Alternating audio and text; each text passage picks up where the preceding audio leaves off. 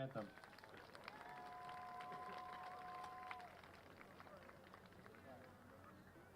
Oh, say, can you see by the dawn's early light what so proudly we hailed at the twilight's last gleaming, whose broad stripes and bright stars through the perilous fight o'er the ramparts we watched were so gallantly streaming, and the rocket's red glare, the bombs bursting in air, gave proof through the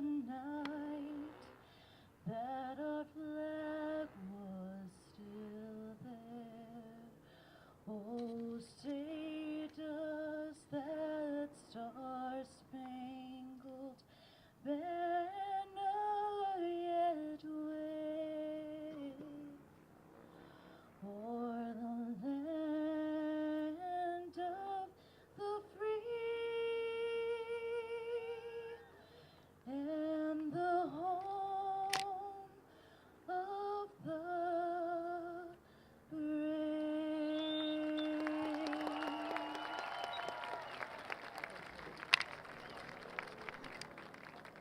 Thank you, Ms. Huerta.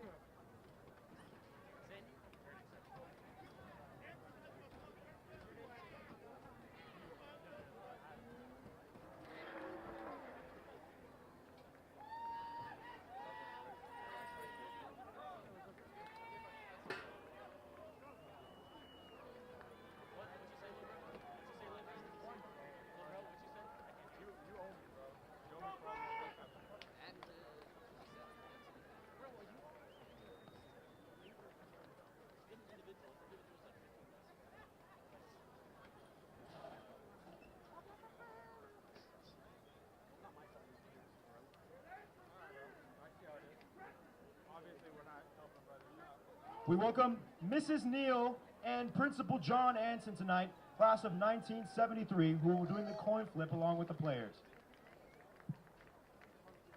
Margaret is a graduate of Paraclete, class of 1979. She worked at the Paraclete for 43 years, 41 as an athletic director. 43 years she was a member of the CIF Council, Women of the Year of 2012, winner of multiple CIF championships in a variety of sports, including a state championship title in softball.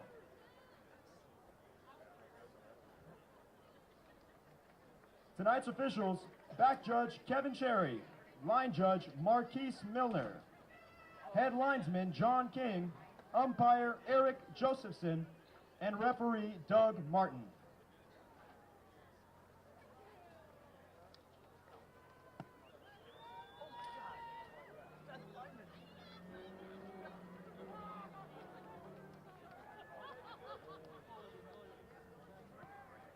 In attendance tonight, members of the class of 1973 who are celebrating their 50-year reunion this weekend. Please give a round of applause for the class of 1973, located on the side of the track.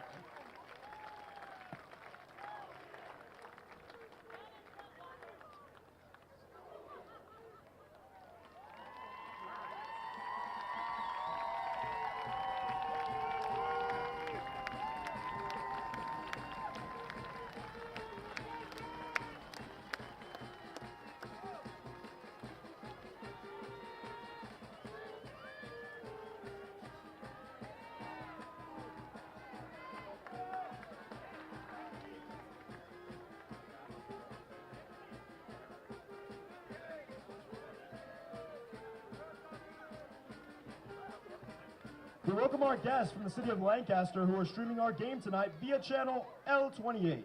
Shout out to Miss Tiffany Johnson, 2022 Miss California, and Paraclete graduate class of 2014. Please give a warm welcome to Miss Tiffany Johnson.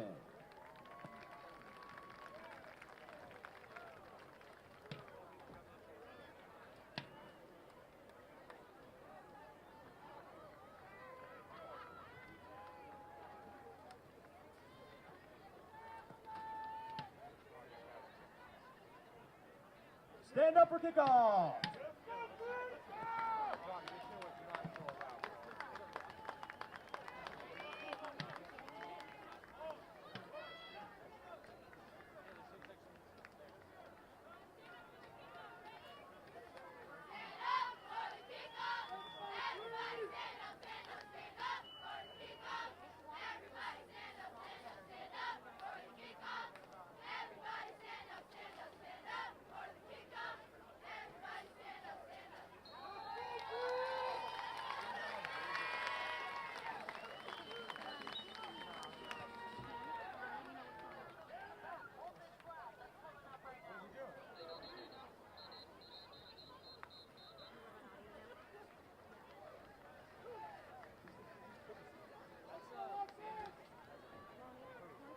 Touchback by number 8, junior Jalen Wilson.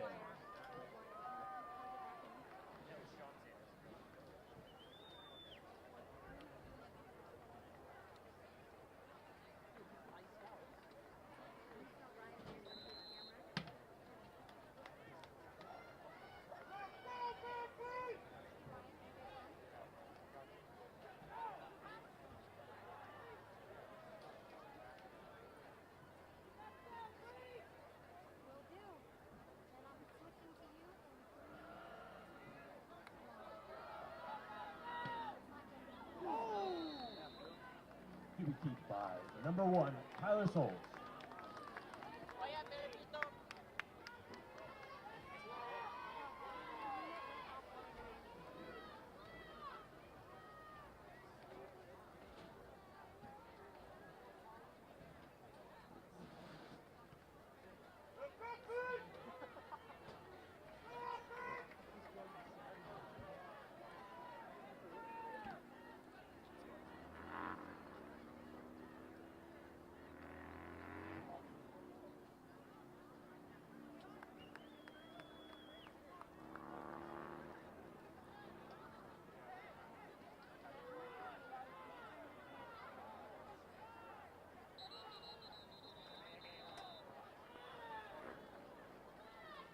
Timeout, Paraclete.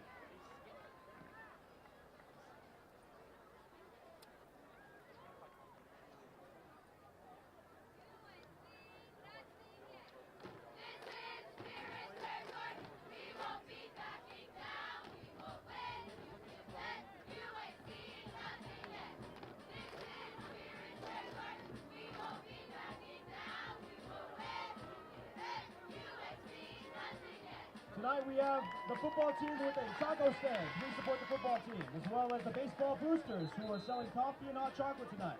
Please make sure to support our Paraclete teams. Thank you.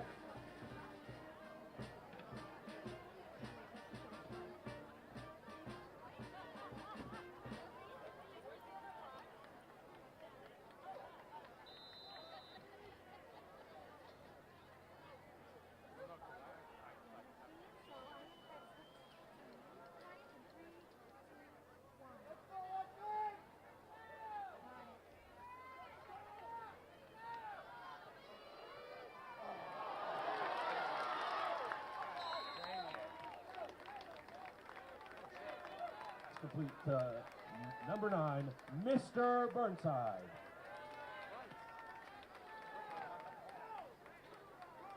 First down, Paraclete.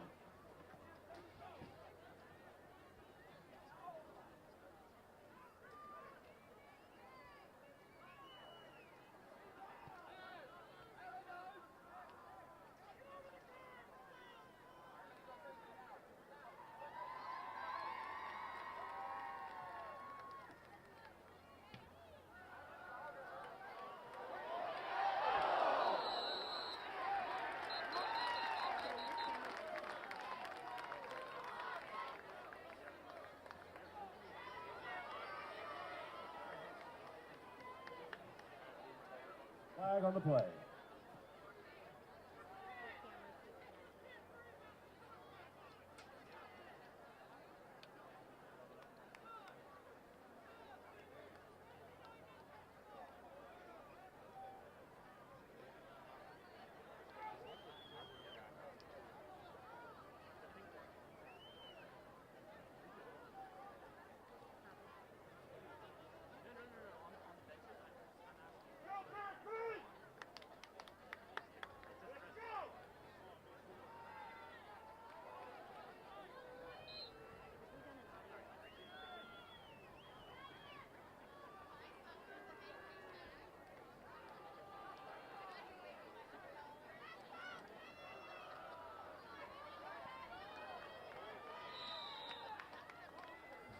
It off to number 3, senior Kai Brown.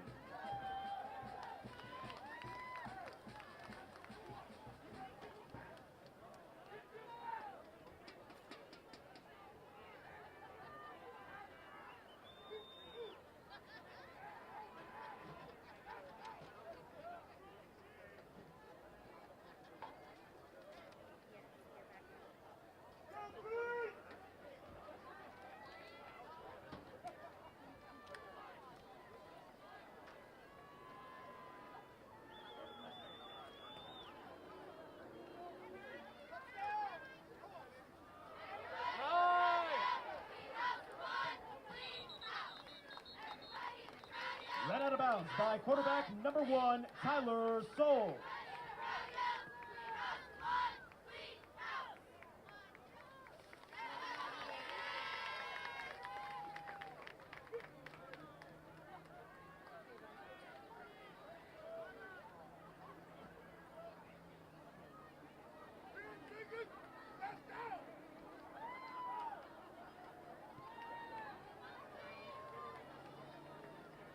After the penalty, the ball was placed at the 41-yard line.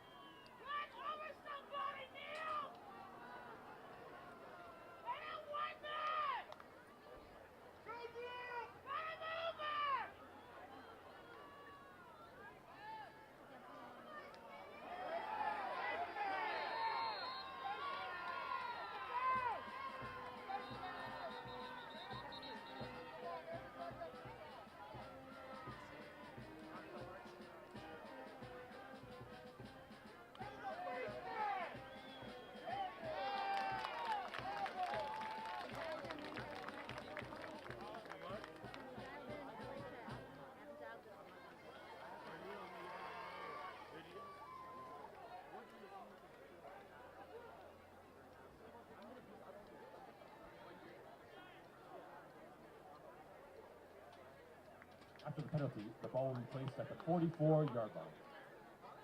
2 yards to go.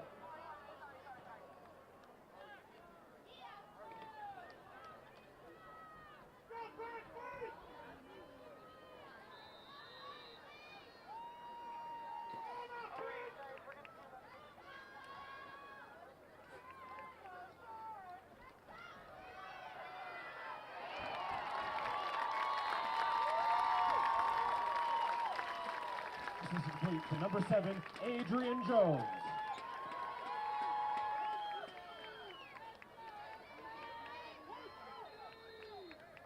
After the play, the ball will be placed at the 33-yard line. First down, Paraclete.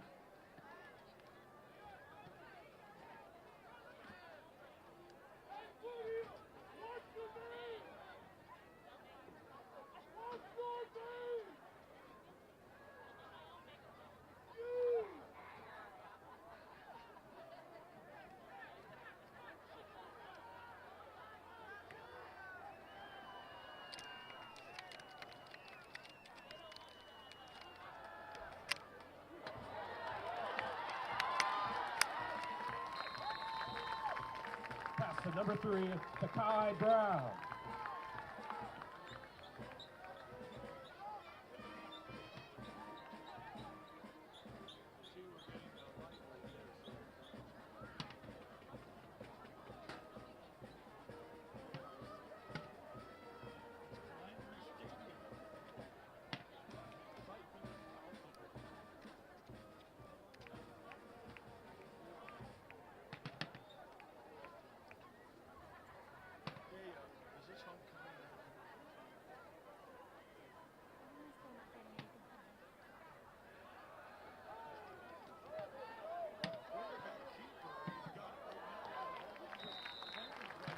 Keep by number 1, Tyler Soul.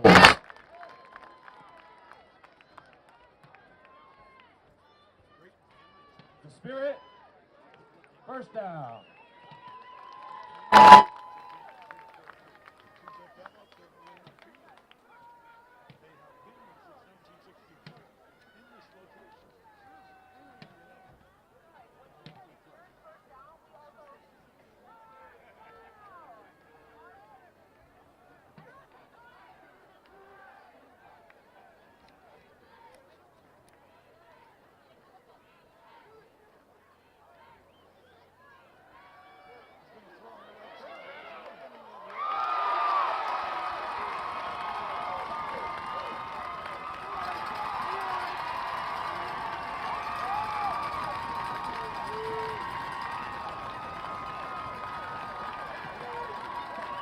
Caught for the touchdown by number 21, Isaiah Solis.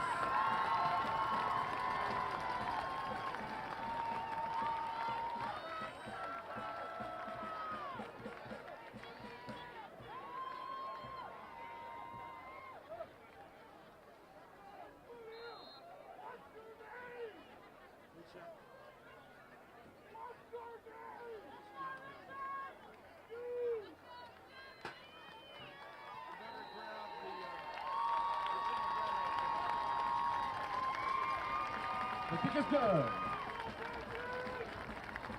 by senior number 16, Richard Diaz.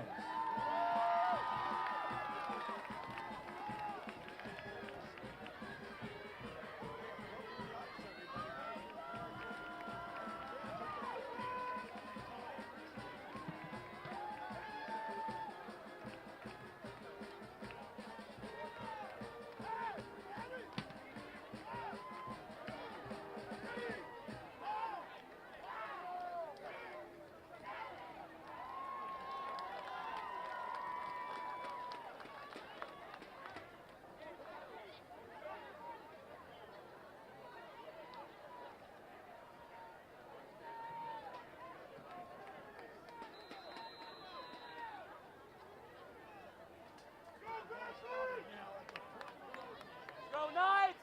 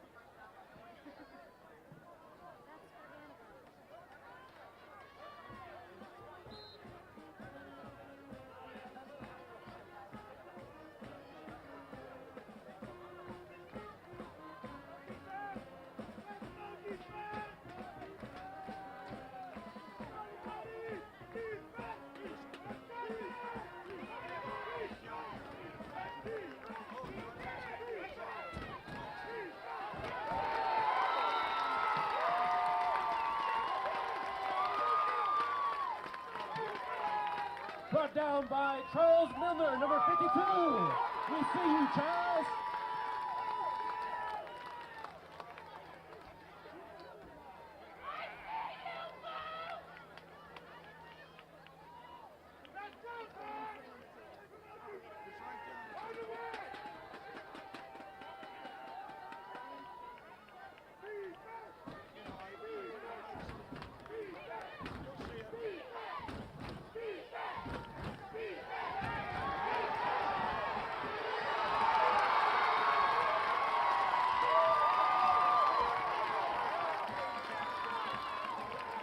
Set by number 11, Jalen Williams.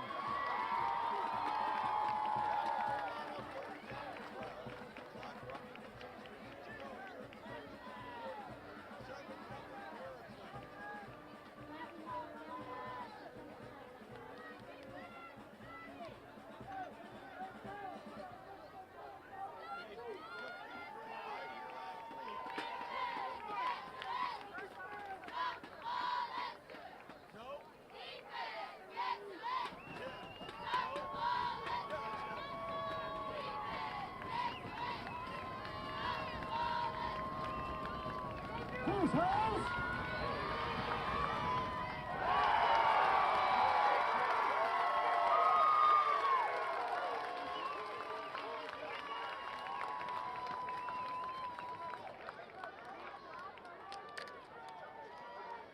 Who's house?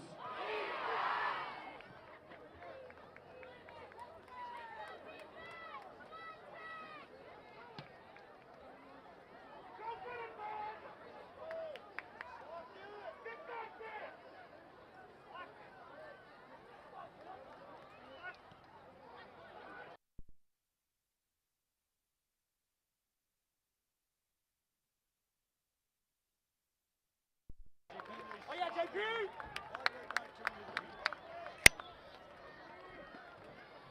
Punt is received by senior number 2, Jacob Lopez.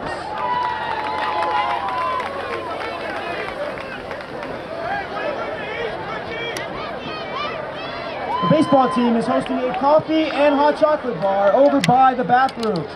We ask you to please support our Spirit baseball team. Thank you.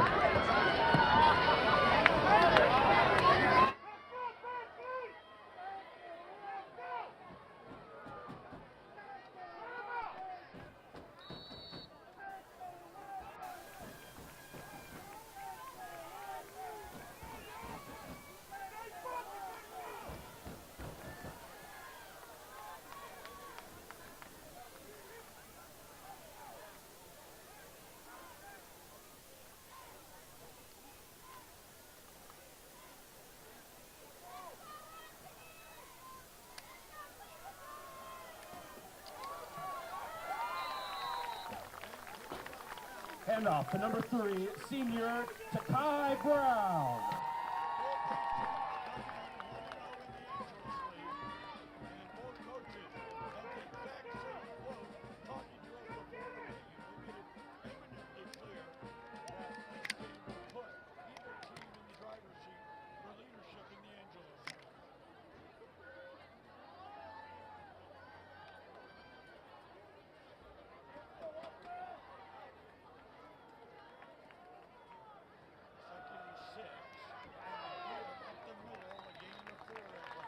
Another handoff to number 3, Takai Brown.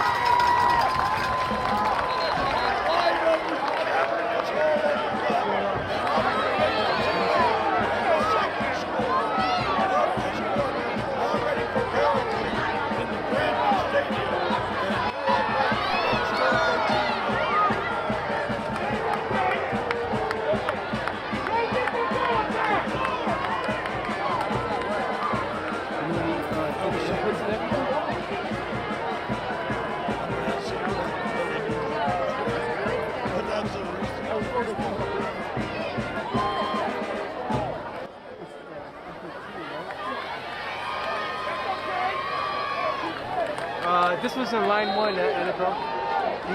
Line 1 is on internal right now.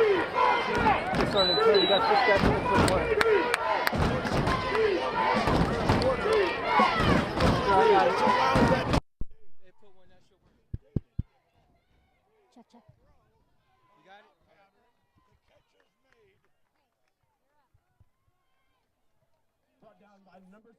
Stacy Gentle.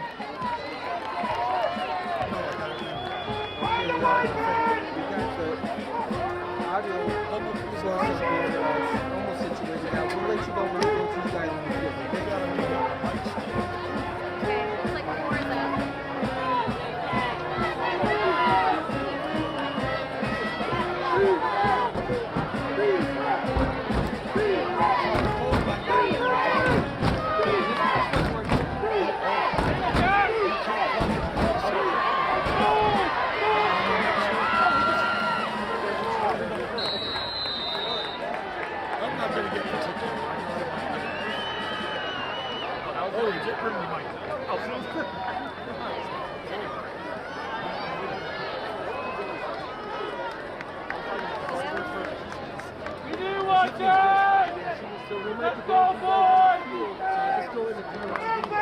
Let's go, boys!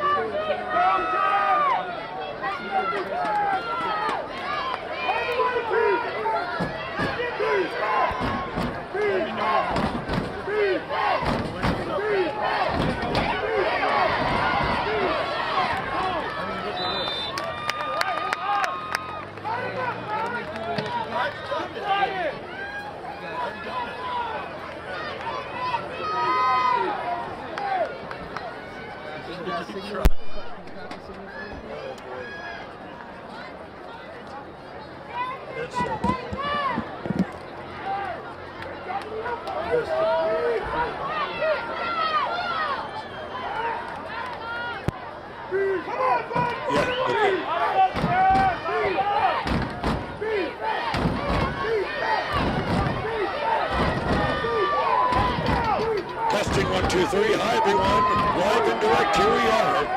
Friday night football in Lancaster, California.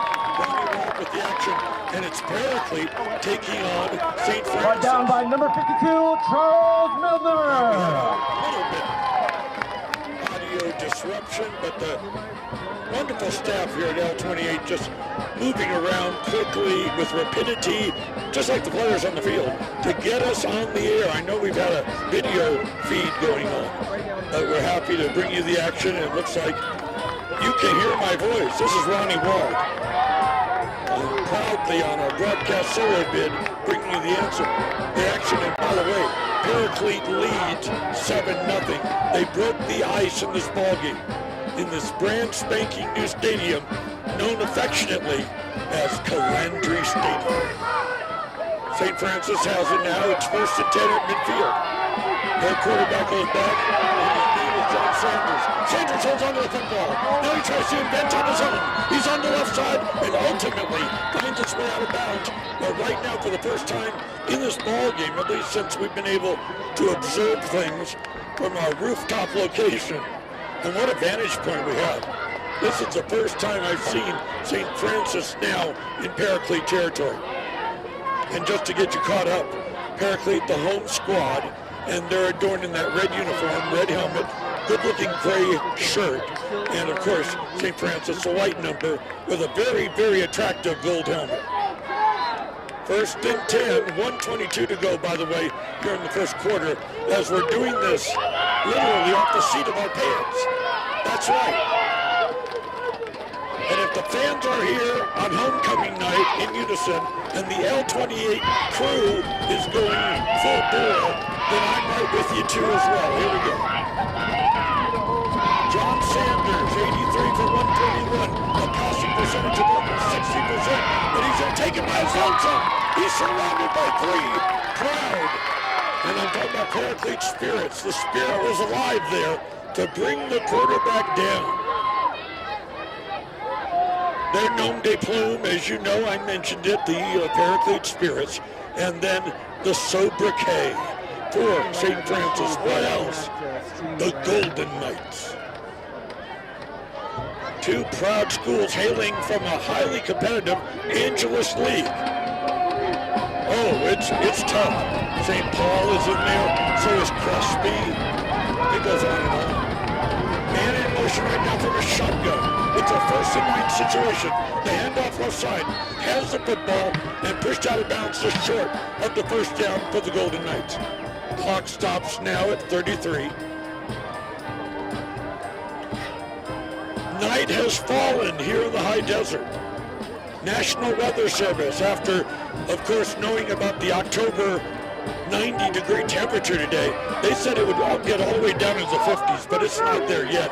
And it was more severe for us at Lancaster High School because there was a pervasive wind going on.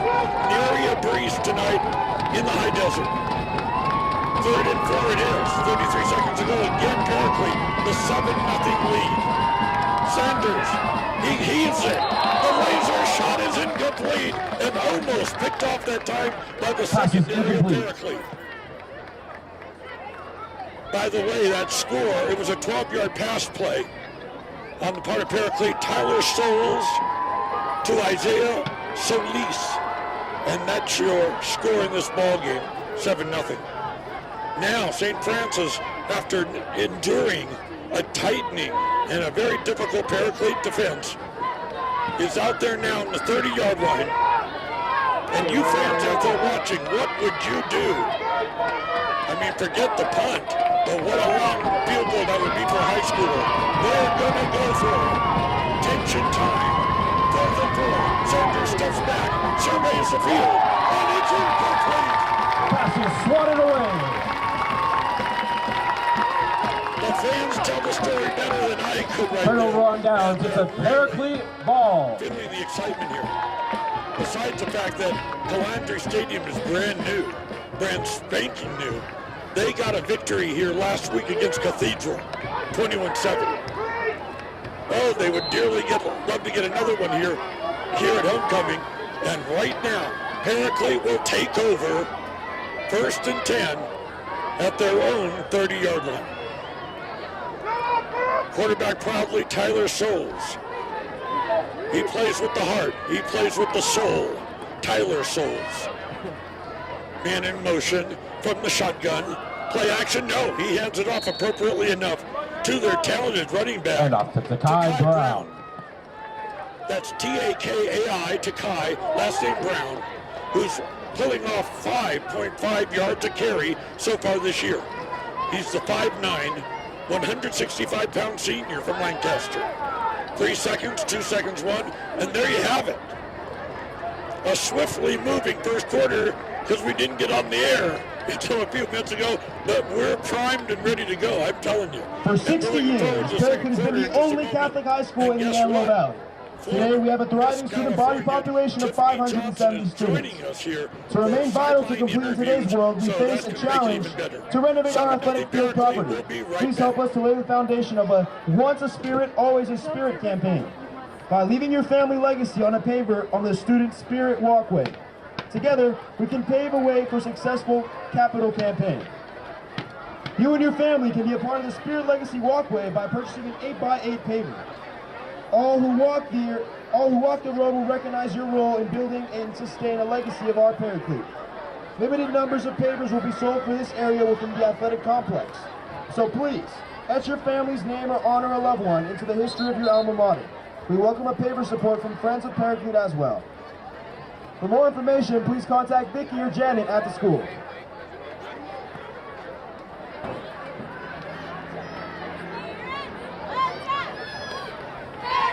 We swing now into the second quarter of play. Welcome back, everyone. We'd like to thank Casa Gutierrez, the Mexican restaurant, who is catering our tacos tonight. Please go support. Shifting. Plenty of great features and news, but now full-fledged sports. Wow, glad to be part of it. 7-0 Paraclete. They've got their football right now, and they're back on their own 30, but now we're going into a left to right configuration. Long throw, and it is picked off by St. Francis. He brings it back into now Paraclete territory. Number 7 on the grab. That was an act of thievery on the part of St. Francis. Somebody call out the sheriff's department. An act of thievery that time. He picked it up, but I'll say one thing. That was a mistake on the part of Tyler Souls, because there was no spirits near that football. Only, again, the secondary for St. Francis, the Golden Knights. Now 11:49 to go, and Paraclete the 7-0 lead. And maybe we'll see if the Big Mo will switch, as they're now going in a northerly direction, and it's going to be now right to left across your tablet, laptop, your iPhone, whatever you're using tonight. Stepping back to quarterback Sanders. Under intense pressure. He spins away. He's looking for space and then throws it away. And I'm going to see if there's a flag out there. Intentional grounding. He was in a world of hurt. Spinning, moving around. We already used this metaphor. The Emerald Valley Fair was a great one this year. And you saw the Gravitron ride out there, spinning and spinning. He was spinning that time out there in a dizzying fashion. So he throws away, no flag. Of course, usually the rule on that is another player has to be within 10 yards of that throw. That was up there amongst the customers. Nonetheless, 2nd and 10 it is. Our good buddy Joe is handling the camera work, and Joe has done everything tonight. Let's make some He noise! really know how to come through at L28. Bring it to you now. Here's the half. No, quarterback Sanders has it. He does a little, again, shake and bake, and finds himself being pushed out of bounds at the 42. Pushed out of bounds by number 6, So you might be Stacy interested in Gentle. quarterback Sanders' terrific percentage. I already mentioned that, about 60% completion. But he loves to run the football. He's got, coming into this game, 355 yards running on his own volition. Okay? Again, St. Francis 1-0 in the Angeles, and 5-1 overall against Paraclete. 1-0 in the Angeles, but Paraclete has not been beaten this year. They're on a 6-game winning streak. Stepping back Saunders. Lots of time. He does have a receiver between the seam who will make the grab and then is hauled out of bounds. It's a good game. Looks like number 44 on the catch that time. Preston Jernigan. Jernigan's a 6'2", 210-pounder. You know, both these schools outstanding academically. I just wanted to mention, because Jernigan's mom and dad might be out there, he's Ivy League bound. He's going to Princeton. So he can do it on the field and he can do it in the classroom, and he made the great catch a moment ago to make it 1st and 10 right now. St. Francis working from the right hash mark. Elongated, too much time there and some movement on the line, but I don't see the plethora of flags being thrown. No, I don't. Let's see. There's a flag on the play. Now the PA announcer, which we really do appreciate. We were without PA services at Lancaster High. That's the way it is. But we've got it all here. We're on top of the press box. It's on auto right now. You want to I call it the catbird seat. High above the western sideline at Calandry Stadium. All right. Everyone taking their positions, and this head coach, Dean Harrington, is well known to sending about 4 receivers out. He throws the football a lot, and here is the throw over the head of the intended receiver. That'll be incomplete, and we're now at 2nd and 5. That name, Dean Harrington, may be familiar to you. He was the head coach at Paraclete for 5 years. And if you can go back in time, in the time tunnel, you recall he won not just the CIF Southern Section Championship, the State of California Championship. So the grass is always greener. Well, he ended up La Cañada Flint Ridge with St. Francis. And of course, John Perez, his #1 assistant, taking over in his 3rd year at Paraclete. Now here we are, 2nd and 5, 10:33 to go here in the first half. 7-0 Paraclete. John Sanders is a 5'11 junior. He's got it. He's taking it himself and gets all the way to the 8-yard line. Check that, 14-yard line. I like the way he moves the football, and he's not afraid to get out there. You've got the classic quarterbacks, included Tom Brady, who like to stay back there and get a lot of protection and then again heave the football. And then there's ones that love to scurry. And one of them is right here, John Sanders. So we mentioned Paraclete's won the 6 straight. St. Francis has won 3 straight.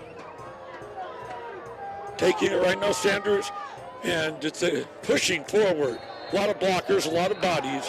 A gain of 1 or 2. Oh! And it looks like they did stop him. It's a fumble. It's a fumble on the field, a turnover. What did Coach Harrington tell us before the game, St. Francis? We must limit the big T. And that is the turnover. And right there, it's got to be extra special painful because they were so close to, again, being themselves in the red zone of possibly tying this ball game. So the Paraclete defense gets the job done, and now offense will take over deep in their own territory. Ball spotted right now at the 14.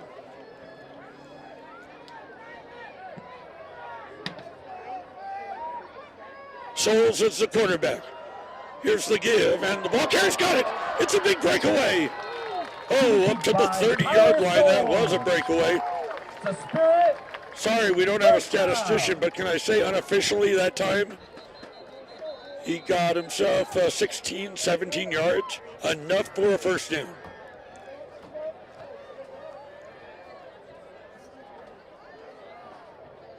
Let's see where they're ultimately spotted. It looks like at the 29.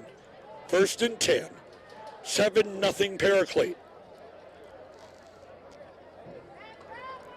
Ain't we having fun here now with an Angeles League broadcast? Boy, is that Angeles League spread out. St. Paul is in Santa Fe Springs near Downey. Crespi firmly ensconced in the valley. I mean, what a ride. And now they're going to work it out with the officials and see if there was an infraction. But I remember coming up here 7 years ago on the Montebello bus. What a long ride it was. And it was a regular season game as Montebello took on Paraclete, and they were roundly beaten, and it was a long, quiet bus ride home, again down the 14. All right, they worked it out. It's still 1st and 10, clock running, 9:32, 9:31, 9:30 to go here in the first half. As you know, in the high school realm, they run the 12-minute quarters.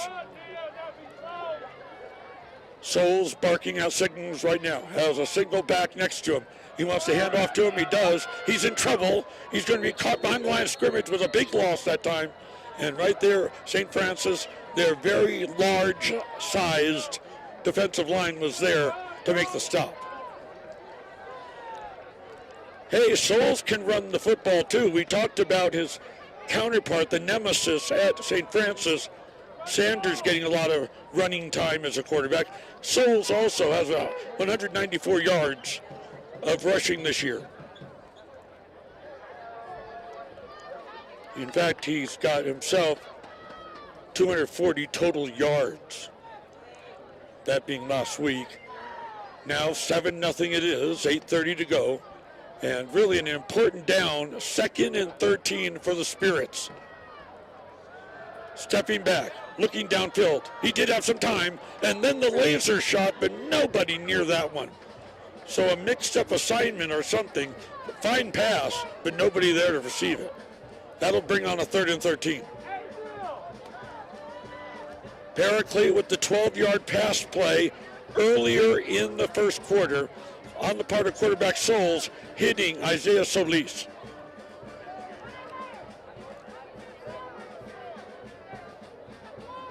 By the way, there's so many of these players that are headed to four-year colleges, and Souls is among them.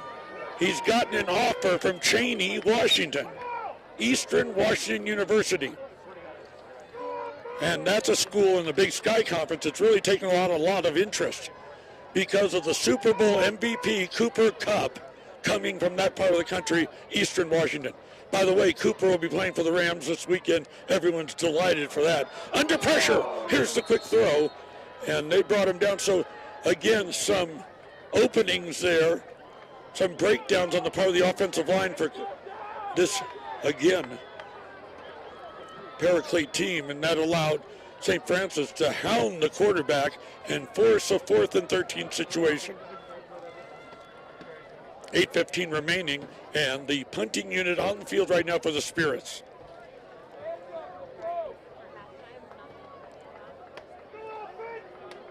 By the way, we mentioned both these teams are 1-0 in league play.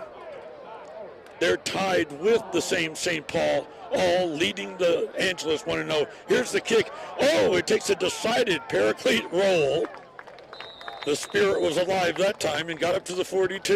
We would like to thank our business and family sponsors for their support. And we encourage the Paraclete community to And visit right there, that's where St. Francis will set up shop right now. First and 10, down 7-0. Duke Engineering, Ryan and Jenny Duke. We mentioned already that Paraclete beat Cathedral here 21-7 to inaugurate the brand new, beautiful Calandry Stadium. David Natoli. To become a business or But this night team, a very close nail-biting win over Loyola. A game we would have loved to have broadcast if we could have. 25-21 in La Cañada, Flint Ridge. Okay, rolling out, right side. Sanders can do anything. He has that option behind the line of scrimmage. Throw or run. He elected to run, picking up that time 6 yards. Pushed out of bounds by Should be number 2nd 18, and 4 right now. Dylan We're Booth. inside 8 minutes to go in the second quarter. So I'm pretty proud because I was able somehow to do the first broadcast ever from the hangar. Hate to tell you the date, but it was 1996. And now I get the privilege of, and thanks to L28 and the city of Lancaster, allowing me to do this one, the first broadcast at Calandry. Nice birthday present. My birthday is Sunday, so that's nice, right? Okay, taking it right now on the shotgun. Sanders wants to throw it. Oh, he's got a great arm, but in traffic, unfortunately for him, and it will be incomplete. 3rd and 6. There's a pretty good crowd over there. Give them credit. It's a long jaunt coming again from La Cañada, Flint Ridge. Intended for number 6, Ryan James. I grew up, it was known as La Cañada, California. The next door community, Flint Ridge, decided to join forces, but they didn't want to lose their moniker, their name. So La Cañada, Flint Ridge it is. Same thing for Pico Rivera, was 2 distinct communities in Southern California, and they joined up Pico and Rivera. Nonetheless, here we go. And with La Cañada, Flint Ridge, right now St. Francis, the quick throw, a down and out pattern. The catch was made. It's good enough right now for a Golden Knight first down.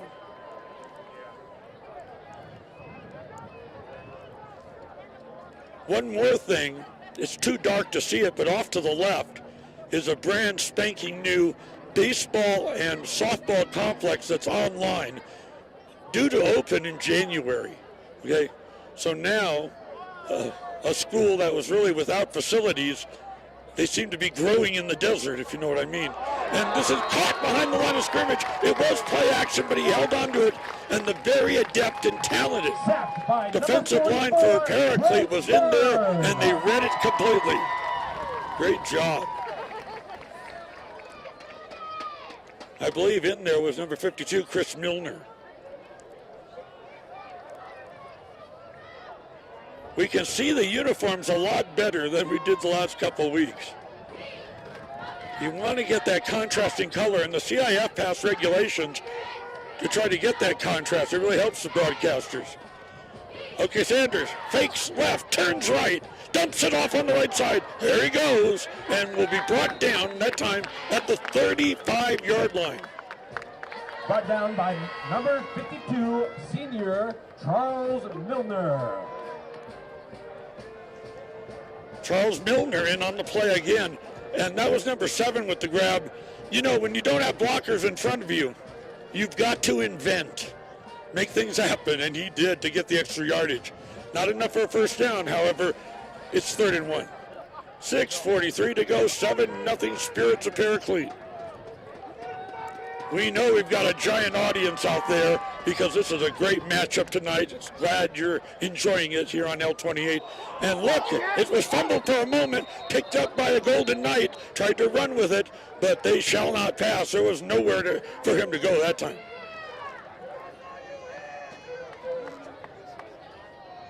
Number 17, Sandy Sharp, went down hard that time, tried to make something happen.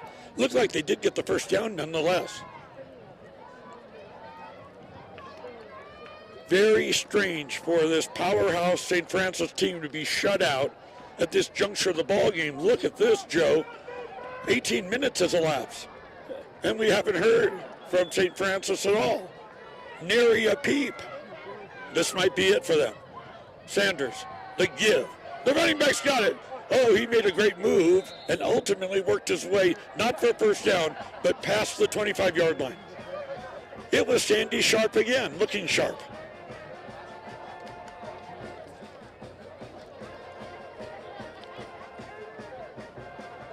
I don't know how he got on the air. We just held our collective breaths. Everyone, like that movie Apollo 13, you know, it was mission control here. Annabelle was in control. Houston, we've got a problem, and she got it done. We're on the air. And now there is a flag out there on the field.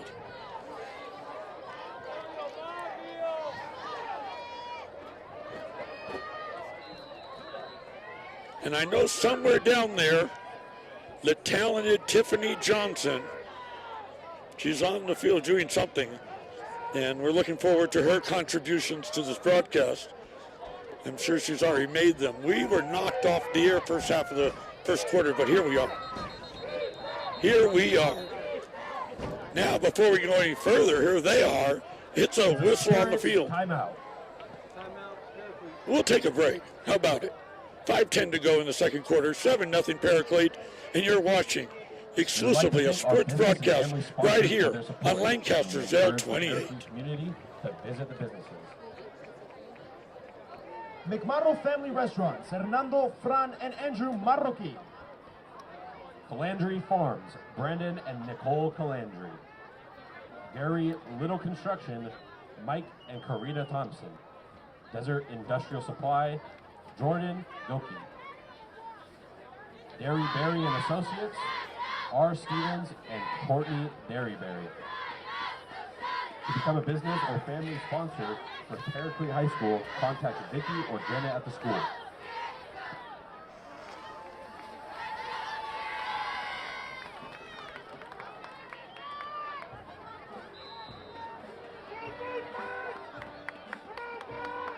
Welcome back to live action, 7-0 Paraclete, but St. Francis driving with a nice big pickup that time of 5 yards up the middle. They would dearly love to score. Going to that locker room and at least broken the ice, but they've been denied. They've been denied. Paraclete was ready for this game, and they've got to be flying high here at homecoming. And here's the handoff is going to be again Sandy Sharp, who's seen a lot of opportunity now, and off tackle, a gain of 2. Okay, Ronnie, pause.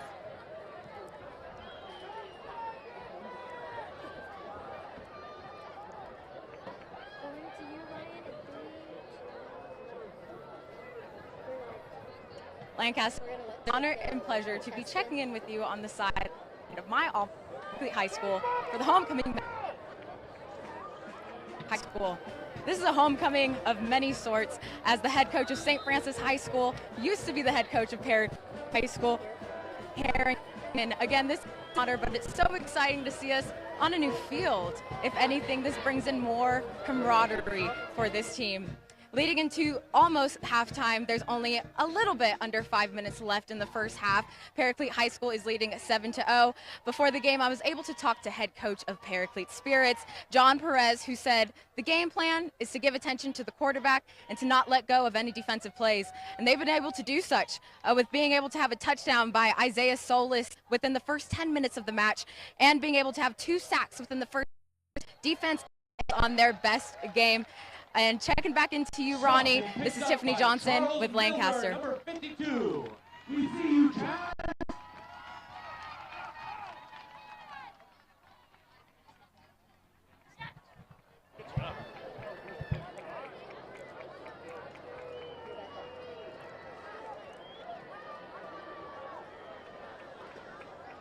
All right. Checking in with Tiffany that time, and now here we are back to live action on the field. And Sandy Sharp, who's gotten the football 5 of the last 6 plays, but denied in a big way behind the line of scrimmage. Brought down by St. number Francis 10, trying, Savon Gentle. now seeing themselves in the red zone, trying so hard to get that score, and the clock running like a form of water torture. Drip, drip, drip. 2:43, 2:42 to go, and St. Francis again right here on the precipice, on the edge, trying to score, and it's 3rd and goal to go. All night long, up to this point, Paraclete defense has stepped up in a big way, shutting out St. Francis. A high-octane offense. Let's see what they can do right now with it. Quick throw, left side. Did he make the grab? I think he did, but he stopped. Stopped at the 4-yard line. Incomplete pass intended for number 8. Remember, John Perez spent many years, 7 years, as the top assistant for Dean Harrington. Dean ended up leaving Paraclete and becoming head coach at St. Francis. Both of these coaches know each other eminently. What are they going to do? They were stopped, so with 4th and 5, here comes the kicker onto the field.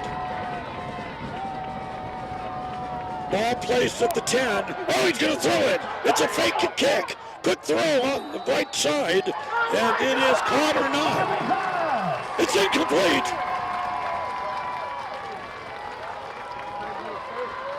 So right then, St. Francis tried to do a razzle-dazzle type play. The ball was spotted at, the 12? It was only going to be itself a 30-yard field goal. With very slight breeze, they would have at least got on the scoreboard. Instead, the one that held the football turned right, rolled out, and fired away, and the pass was low, incomplete. And a collective cheer from the partisan here at Calandry Stadium. So proud tonight of their Big Red. 7-0 Paraclete. They get the football now with 2:17 to go, extremely deep in their own territory. How deep? Look, the quarterback's back there in the end zone. Always a dangerous situation. Let's see how they get out of it. Takes it right now. Souls has it. He'll take it on his own. There he goes. What a nice big pickup, a big first down, and a gain that time of at least 16.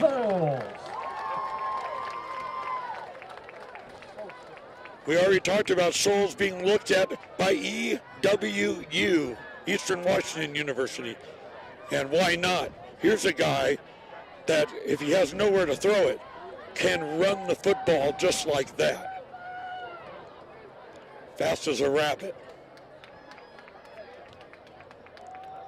146 now, and a little more breathing space. He will throw this one quickly on the flat. Makes the catch, eludes one, does a circus move there on the sideline until he's out of bounds. Still good athleticism that time on the part of number 3, Takai Brown. Are you aware of the tradition of the Takai Brown family? It's really like a dynasty. Takai is the youngest of 4 brothers. All of them played at Paraclete, all of them, and all were stars. And he is the last one, the runt of the litter, but boy, what a runt, because he's been outstanding so far, again, in his career at Paraclete. And watching him wind things up. Talented guy. Senior, 5'9", 165. Souls has it, now whistle on the field with 1:36 to go. And I'm talking about here in the second quarter, and it remains 7-0 Paraclete. Anyway, we're talking about the brand new baseball and softball facility coming in. There's another patch of ground over here off on the eastern side of the school, and they're planning soccer fields over there and a football practice facility. Paraclete, who have been here on this site since 1964, think of all the years of planning, dreaming, praying that they'd have their own facility. And as I mentioned, the game with Montebello versus Paraclete that I broadcast 7 years ago, that was at Antelope Valley College. Timeout, Spirits. Timeout on the field by Paraclete. Sure, Great digs at Antelope Valley College, gorgeous facility, but it wasn't Paraclete's home field, and that made all the difference in the world. With the timeout, we'll take one as well. 1:36 to go here in the second quarter. 7-0 Spirits. We'll be right back. Farms Incorporated, Power Source Systems Incorporated, Kylie and Shauna McGowie. Healing Solutions Family Therapy Center, David and Trisha Ham. Willow Springs International Raceway, Chris Huth. To become a business or family sponsor for Paraclete High School, contact Vicki or Janet at the school. Welcome back to live action, everyone. Paraclete, known again as the Spirits, taking on the Golden Knights of St. Francis. 7-0 Paraclete, based here in Lancaster, California. Home game, homecoming, home cooking. Oh, how sweet it is. It's like going to Hungry Autos here, and they're feasting so far. Oh, what a play that time, the quick throw. What a evasive move that time. And picked up an extra 5-6 yards. It was a first down. And number 7 on the grab, it's Adrian Jones. Oh, his coach was effusive in the praise for Adrian Jones. He says he's got the best hands on the team. We saw it in evidence right there. 1:09 to go, 7-0 Paraclete. Here's the throw up the middle, almost near midfield, and the catch will garner about 6 yards that time. Caught by number 3, Takai Brown. It's Takai, who we talked about his great family and his great running. He also loves to catch the football as well, as we're inside 1 minute to go here in the first half. Handoff, no, he wants it himself. Souls by himself, passing midfield to the 45. QB keep for the first down by number 1, Tyler Souls. So again, this great athletic building going on at Paraclete, and the campus has been reinvented, so to speak. It didn't all start here in 64. It started in 63. The first classes at the old Antelope Valley Fairgrounds. That's right. Okay, taking himself on the hesitation. Look at that move. And making his way to the 35. So St. Francis, I would have to use the term about their defense right now with 12 seconds to go. It's non-existent. Paraclete running with reckless abandon at this juncture of the ball game. And they're looking for another score. 10 seconds to go. So do they want to attempt a field goal? I don't think so. Add 17 to that total right there, and you've got a field goal about 52 yards. Nary a breeze, as there is a timeout in the field. We're going to keep it right here. We're going to keep it right here. And plot strategy, they're up 7-0.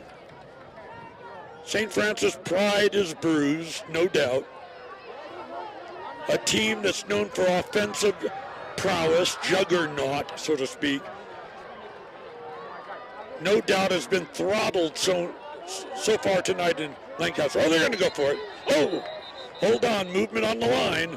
And here comes the plethora of flags as we're down to 9 seconds to go here in the second quarter.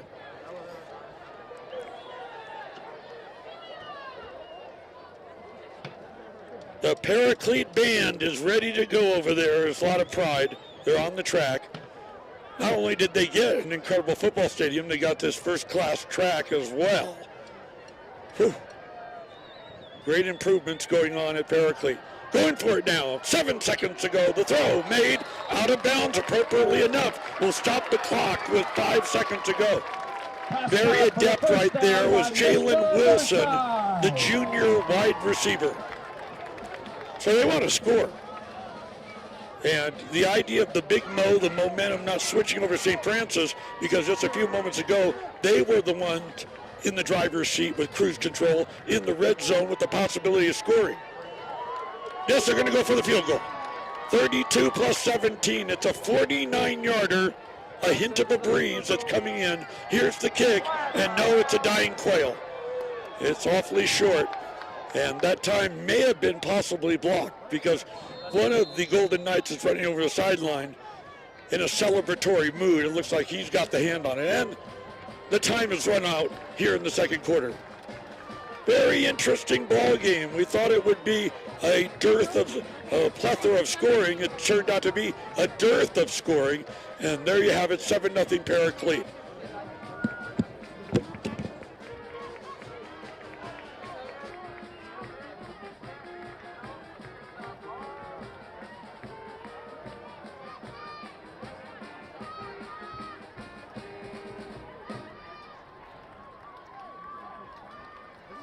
Pretty great deal. I like it.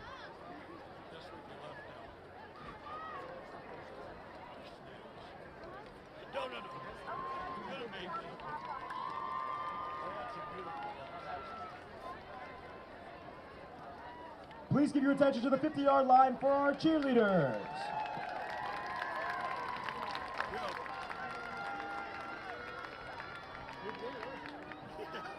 How we got on, I don't know.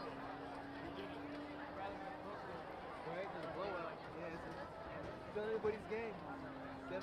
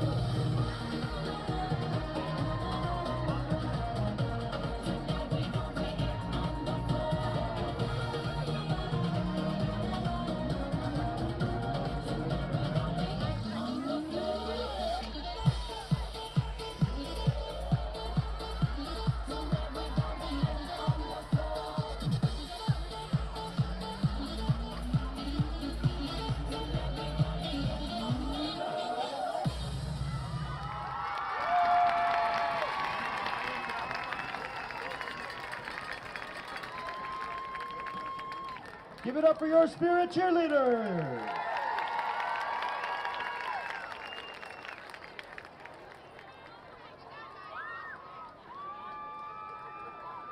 Please turn your attention to center field where you will see the dance team. Give it up for the dance team.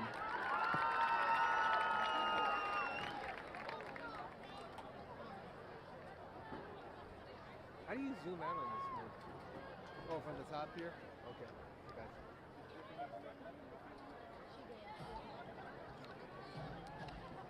Oh, it's still locked. Oh, on the grip?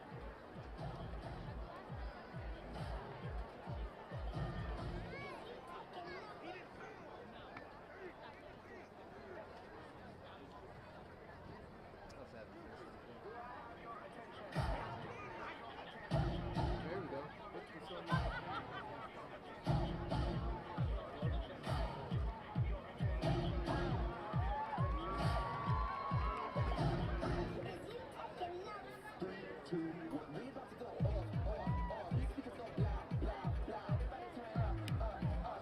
Oh, with the switch?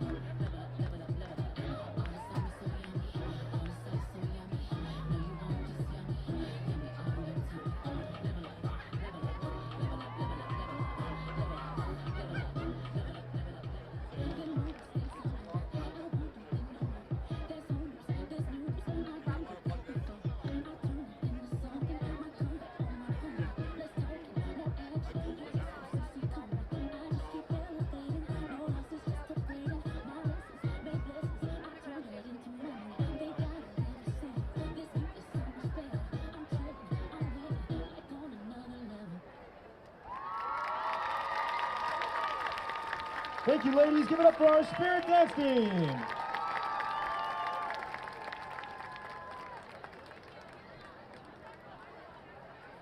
We'd like to welcome alumni, parents, fans, students, and everybody else to Paraclete High School's 2023 homecoming at Calandry Stadium.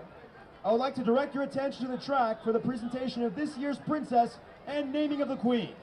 Last year's homecoming queen, Lauren Dace, has graciously returned from UCLA to help with the crowning of our new queen. Please give a warm welcome for Lauren.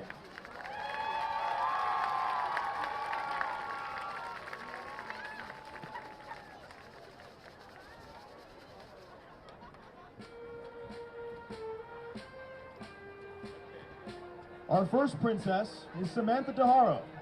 Samantha is accompanied by her father, Frank DeHaro. Her friends Lila and Soria are in the stands tonight.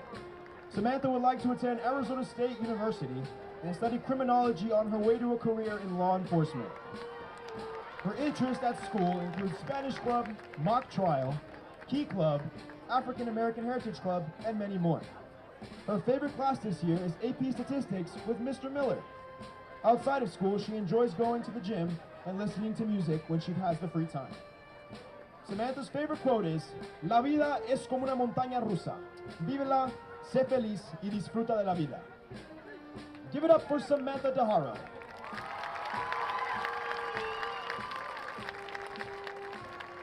Our next princess is Anasty Hyde. Anasty is being escorted by her mother, Marisol.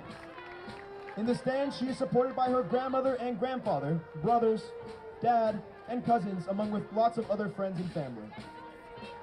Her favorite teacher is Mr. Miller because, quote, "He helped me with math and allowed me to vent." Anasty would like to go to a special shout out to Mrs. C at Sacred Heart. Her first choices for basketball are Howard University to become a labor and delivery nurse. She also plays basketball and runs track while also being a part of the medical club here at Paraclete, African American Heritage Club, Key Club, and Letter Women Club. Her favorite saying is, "Be the girl who decided to go for it." Give a hand for Anasty.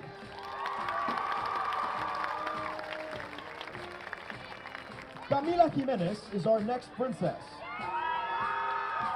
She is escorted by her dad, Alex Jimenez. In the stands, she is supported by her mother, sisters, and grandmother.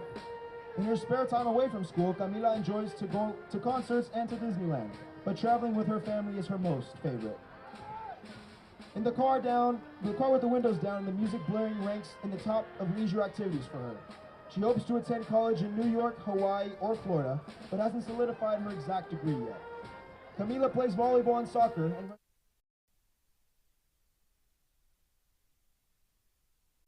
favorite quote is, "Because everybody dies, but not everybody lives." Drake. Give it up for Camila Jimenez. Our fourth princess is Luciana Ramos, accompanied by her father, Ricky Ramos, who dressed up, quote, especially for her tonight. Luciana is supported by the stands by her mother Ana, brothers Marco Julian, and sister Ariana. Luciana's favorite class is AP Biology with Mr. Romansky and Vocations with, quote, in her words, the lovely Miss Huerta. She wants to pursue a career in the medical field and would like to attend Long Beach or UCSB in the future. She loves outdoor activities like camping, hiking, and surfing along with her friends and family. At school, she's involved in basketball, campus ministry, choir, Asian Pacific Islander Club, and Spanish Club. Her favorite quote is from Father G, who she misses dearly, "Good day." Give it up for Luciana.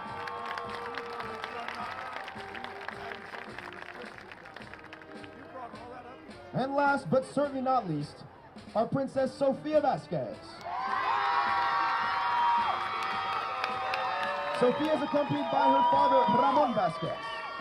In the stands supporting her tonight are her mother, brother, aunts, and uncles, as well as her boyfriend. Sophia's favorite class at Paraclete was chemistry with Mr. Romansky. She enjoys reading in her spare time and would like to attend San Jose State to pursue a degree in forensic science. She plays volleyball and beach volleyball here at Paraclete, and her favorite quote comes from Lola Johnston. "I'm here for a good time, not a long time." Please give it up for Sofia Vasquez.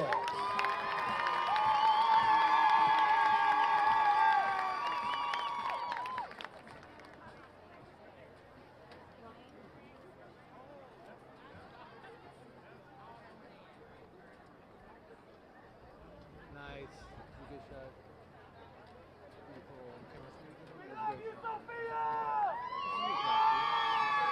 And this year's homecoming queen is Luciana Ramos.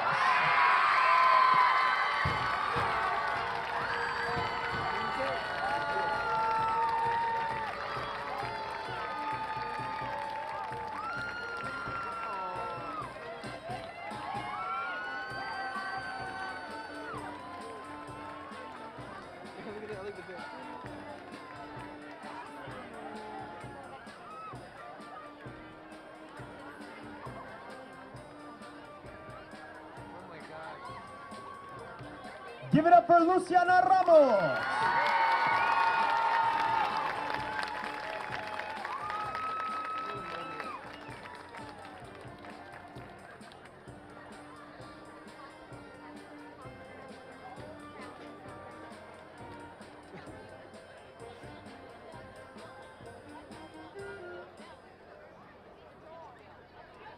What a moment.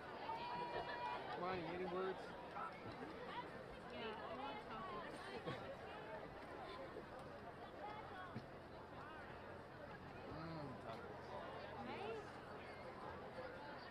Potato tacos.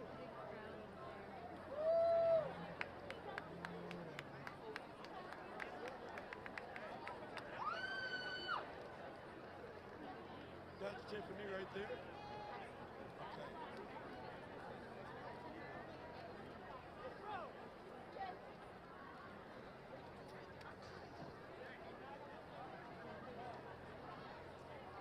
Not special.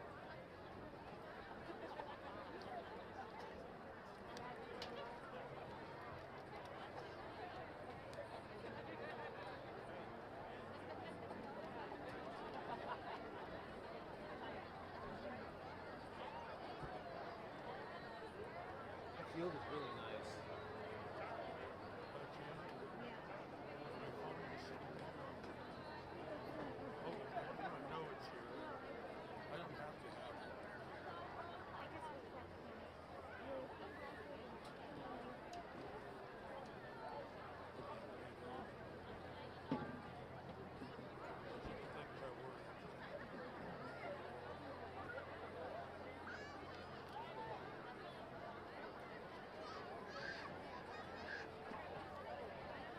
We got any water up there? If you could direct your attention to the 50-yard line, Luciana will be helping us tonight with our 50-50 raffle.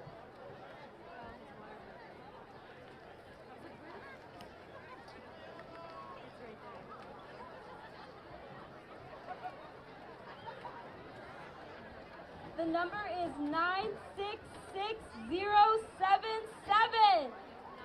That's me.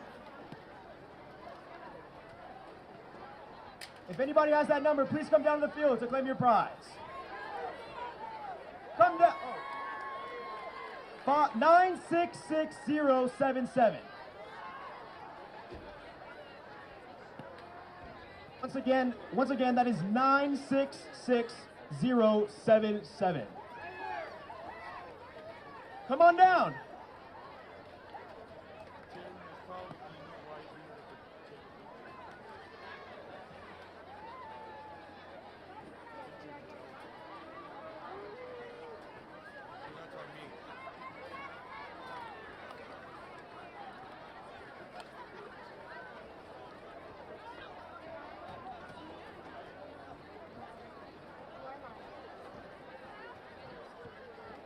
Homecoming queen, Luciana Ramos. Luciana, first off, congratulations. How are you feeling?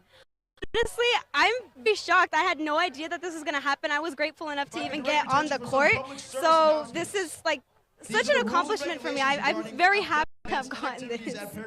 Well, during my year of 2014, I believe, I'm not trying to age myself, I was on homecoming court, so it's definitely an exhilarating experience. But I heard that you gave a shout out to Father G. What is something you want everyone to know about Father G that he taught you? Father G taught me to be kind, to be loving, and to never take other people for granted. You never know who you're going to meet in your life, and you never know like what they're going to do for you in your life. I thought Father G was some crazy Italian little priest when I first came, and he ended up being one of the most loving people I ever met at Paraclete. And I got to join him in Italy over World Youth Day over the summer. So to have him in my life is just such an amazing thing, and anybody I've ever met knows that he will always have a loving place in their heart. Congratulations again, Luciana. And she shared with me earlier that she was so shocked because she didn't do much campaignting. And I just reminded her that's a reflection of her character. So Luciana, stay true to yourself and have the best rest of your high school career. Nice to meet you. No children whatsoever. Only water is allowed on the football field playing surface. Food, gum, or chewing tobacco, nor sunflower seeds. No holding in the restroom area of any kind, please. And students from other schools must show their ID for admission.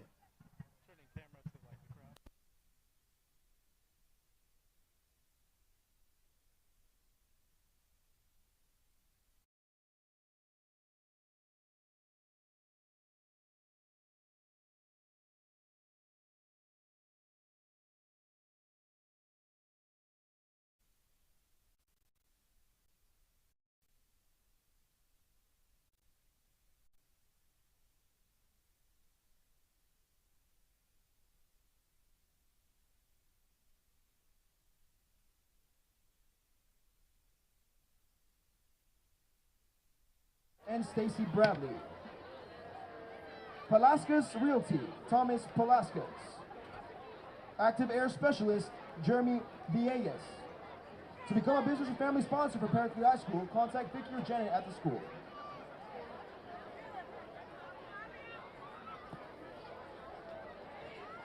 I can come on after 1:30. You're going to go back down to her? Stop one.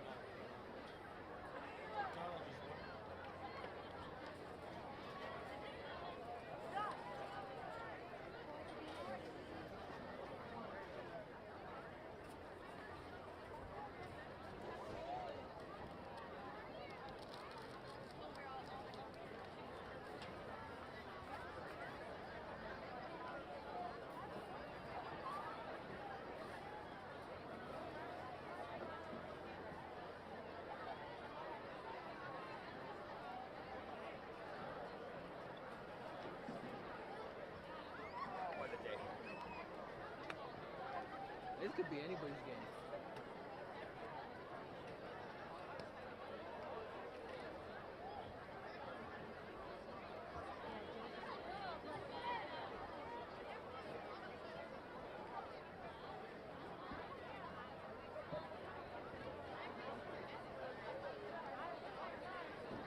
Yeah, I got the white.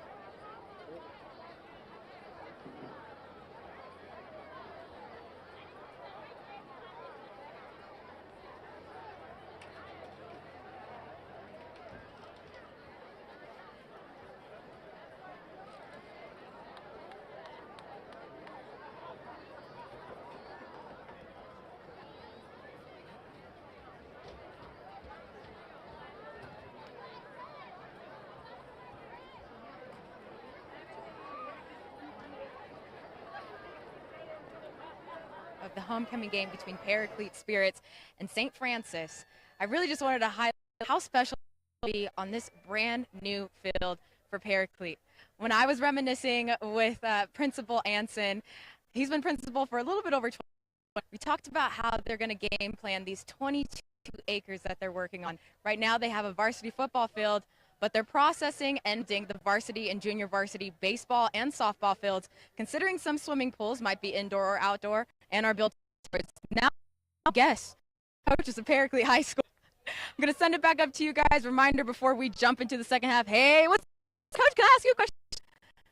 All right, so the defensive players had some great plays that just held you accountable during the first half. What do you attest that to?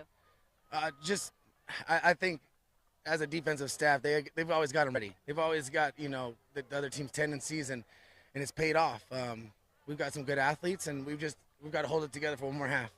So what's the game plan going into the second half? Let's keep them off the board, and then So get your Let's field not make goals on mistakes and score some more points. Looking forward to the win, Coach. Congratulations. All right, sending it back up to you, Ronnie. Again, we only have 7 points on the board, but we only have scores on the board. Opposing team doesn't have anything on the board yet, so let's keep it that way. Sending it back to you, Ronnie.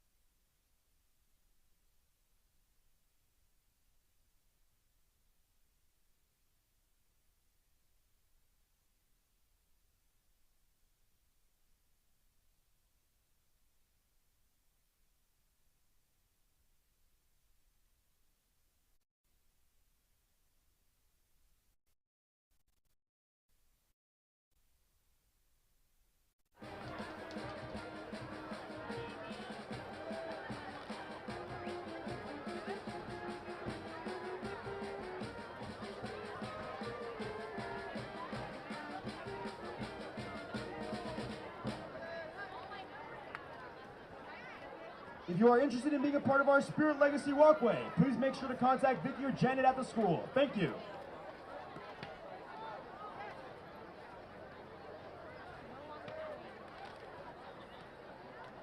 It is fitting that tonight is homecoming, so we'd like to welcome class of 2019 baseball sensation Joey Estes. Joey, who recently made his debut for the Oakland A's this season, has done a great job of representing our school as a prestigious athlete.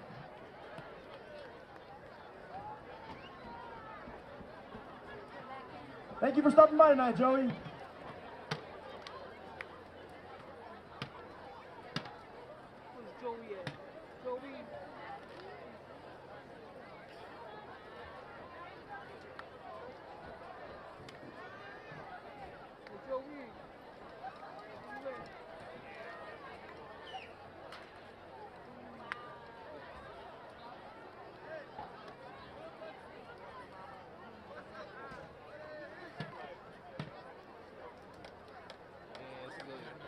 Anybody's game. Anybody's game.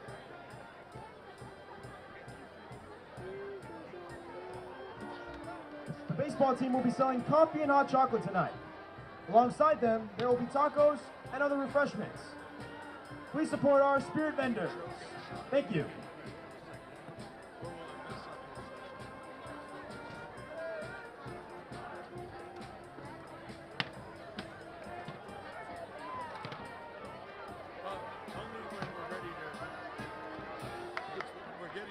Yeah. What do you want to do it now? Okay, I'll frame you up right now. We need some light though. Moment. Were you at the exposure on the right over here?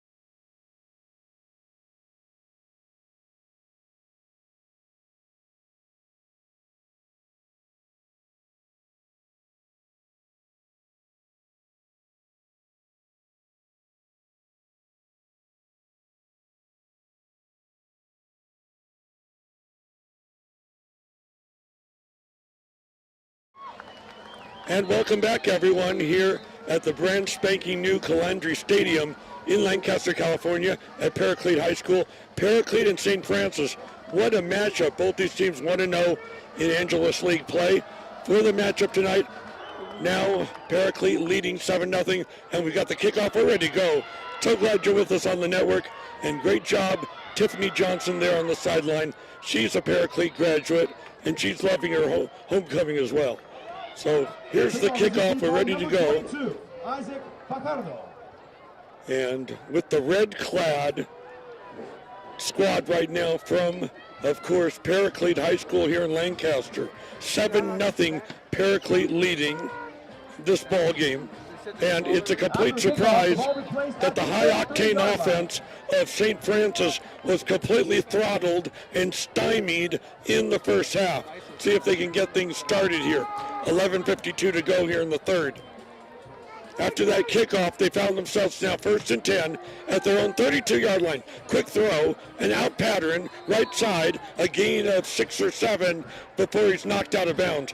Again, St. Francis in the white uniform with the gold helmet. Paraclete, you know what their motto is, go big red. And they've got the red pant, the red helmet, and a good-looking gray shirt. And there you have it. As night most definitely has fallen here in the high desert, but temperatures haven't gone down precipitously either. It's very comfortable football weather tonight. Play action. Their quarterback is Sanders, and the throw on the right side, trying to get more than the first down. He's already got the first down, and then pushing forward past midfield and right now into Paraclete territory. Again, Dean Harrington, once the head coach at Paraclete, won the state title with the Spirits back in the day. Finds himself with a terrific program, and one where they've won 3 straight ball games. St. Francis is 5-1 overall and 1-0 in the hotly contested Angeles League. Now they've got the first football 1st and 10. Now he's going to roll out, looking for someone, and here's the throw, and it's going to be incomplete. Terrific coverage that time. Number 18. Pass incomplete. Intended for number and 6, that's one roster number that we did not get. You know, high schools will do that just to drive the broadcasters wild. But we know the mom and dad are out there. Don't be angry. But 18's been an important contributor all evening long for the Spirits of Paraclete. And what a great stop that time, which is brought on a 2nd and 10 against St. Francis. That 7-0 score doesn't sound like a lot, but Paraclete time and time again has throttled opponents. In 6 ball games, they've scored 162, and opponents have only scored, listen to this, 53 points, caught in the backfield and pushed back, and that gets them excited to get here at Calandry.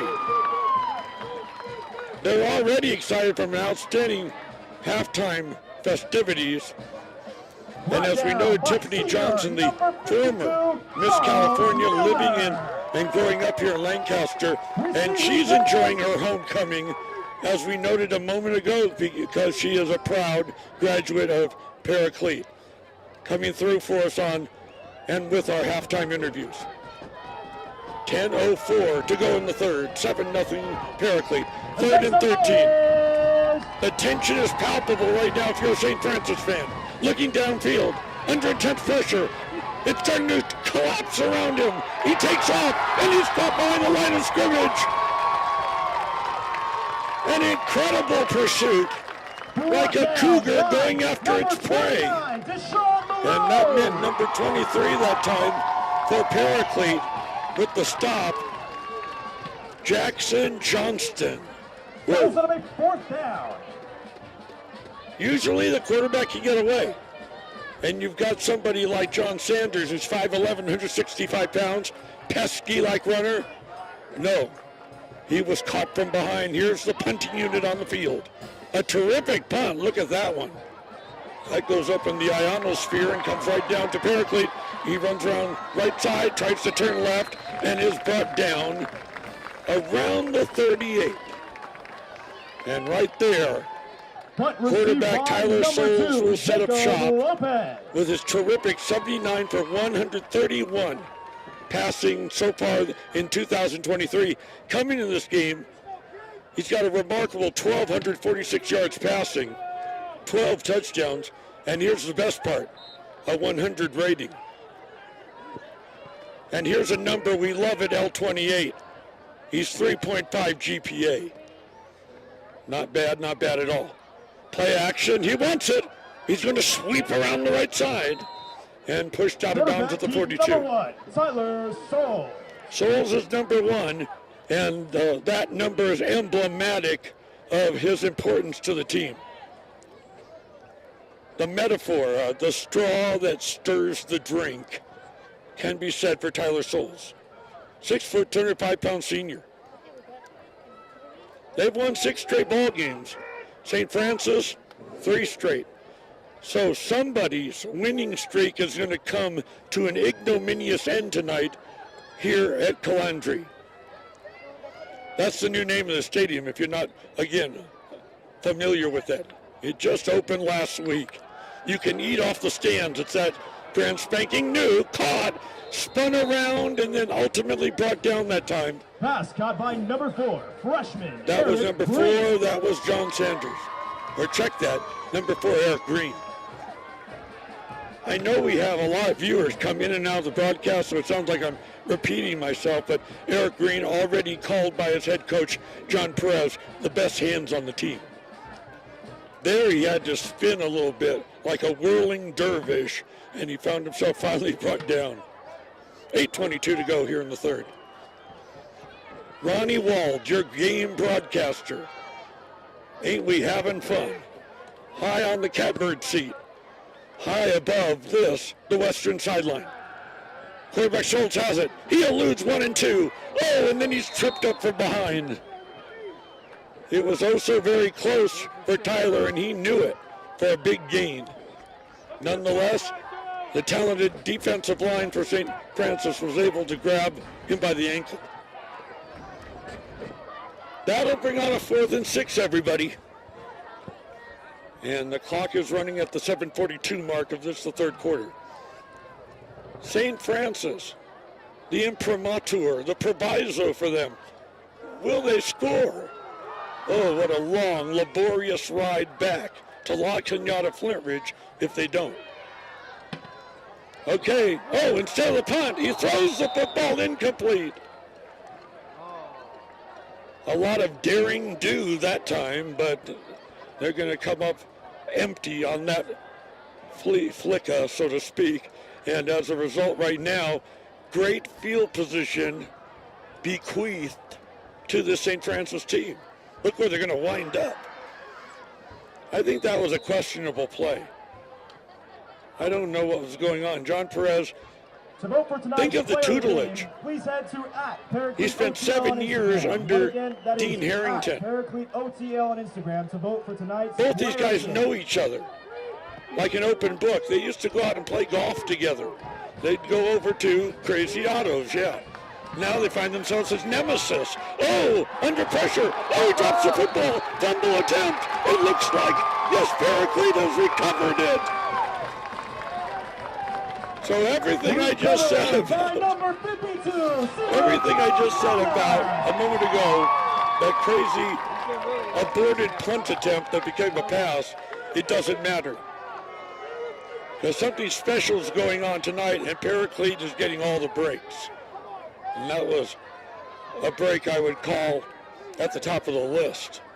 7:12 remaining in the third. Still it remains Paraclete 7 and St. Francis nothing. It'll be a 2nd and 10 on the 39-yard line. Let me say it again. In 6 ball games, Paraclete defense, the big D, and I don't mean Dallas, has only allowed 53 scant points. 53, less than 10 a game. Under intense pressure, where will Sanders go? He eyeballs balls the field and then finally dumps it off. He's got a receiver, he's got opening to the middle, and then he gets sandwiched between 2 defenders, and he is down on the field right now. Pass caught by number 6, Ryan They James. rung his bell, no doubt about it. Caught in a pincers between the two. Again, defensive backs and linebacker for this St. Francis team, and they're going to help them off the field.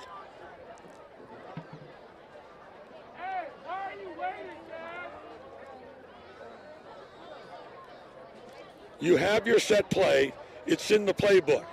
But what happens after the catch is made, everything's wide open, and the player has to invent and make up his own move. This one decided to go towards midfield, and they came from 2 opposite angles. And he was met in the middle, and he felt it. We could feel it up here. Holding onto his arm, his forearm. Can't get the number, but as soon as I do, I'll be able to relay it. But A very good sign is he is walking on his own volition and is on the sideline right now. The problem will be, again, the forearm area. Number 32. So that's Fricky, who was caught in the pincers and now caught himself. And a big loss that time. Now bring on, let's see. That was a major loss. They were at 1st and 10, and now they're trying to calculate it. Number 52, Charles Milner. And the ultimate loss, Miller in there on the stop. 6:38 remaining here in the second. 7-0 Paraclete.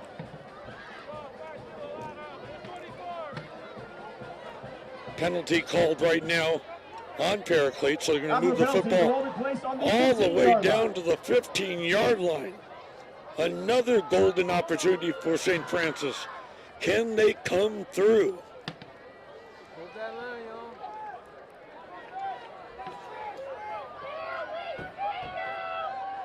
Last year, boy, did Paraclete have a lot of problems, and the last time they met St. Francis, they were demolished 45-14 on the right side, and taking it and near right now the pylon and knocked out of bounds. Did he make it in? I did see, again, some arms in the air motion, but that wasn't by the zebra official.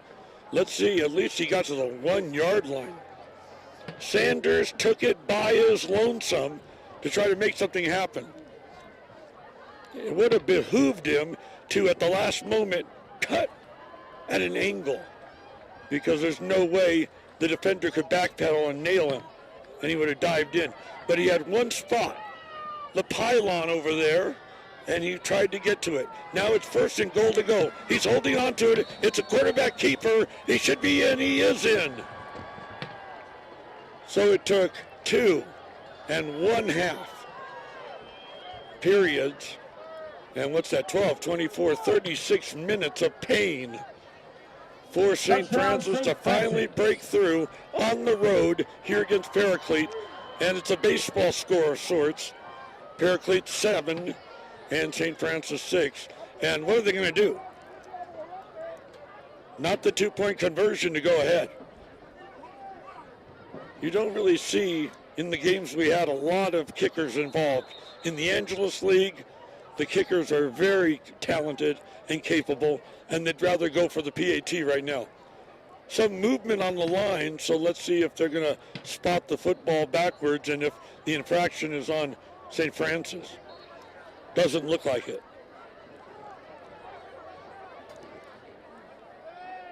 So with the ball spotted around the 10. Lining it up, here's the snap is down, the kick is up, and the kick splits the uprights, and St. Francis has done it. Will the Big momentum make an obvious shift at this juncture of the ball game? 6:31 to go in the third, a deadlocked 7-all tie. We'll be right back. You're watching Sports Broadcast exclusively on L28.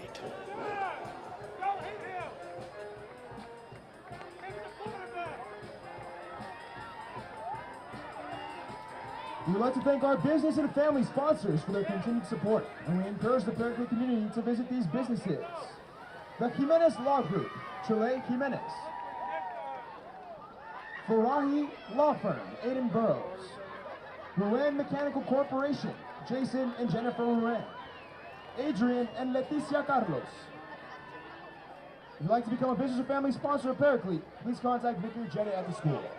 It's the third quarter, everybody. It's 6:31 to go here at Paraclete, and now it's a 7-all tie.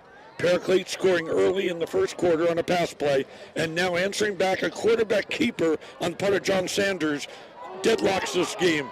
Now it's dropped by the return specialist of Paraclete. He's got it, saw an opening, and ultimately dropped down himself at the 24-yard line. Kick is received by number 8, Jalen Wilson. So a brand new ball game here. Don't you dare leave your laptop, your iPhone, your tablet, or whatever. Stay right with us, and don't forget, these games can be rewatched over and over and over in perpetuity, so to speak, on both YouTube and, of course, Facebook, the City of Lancaster pages.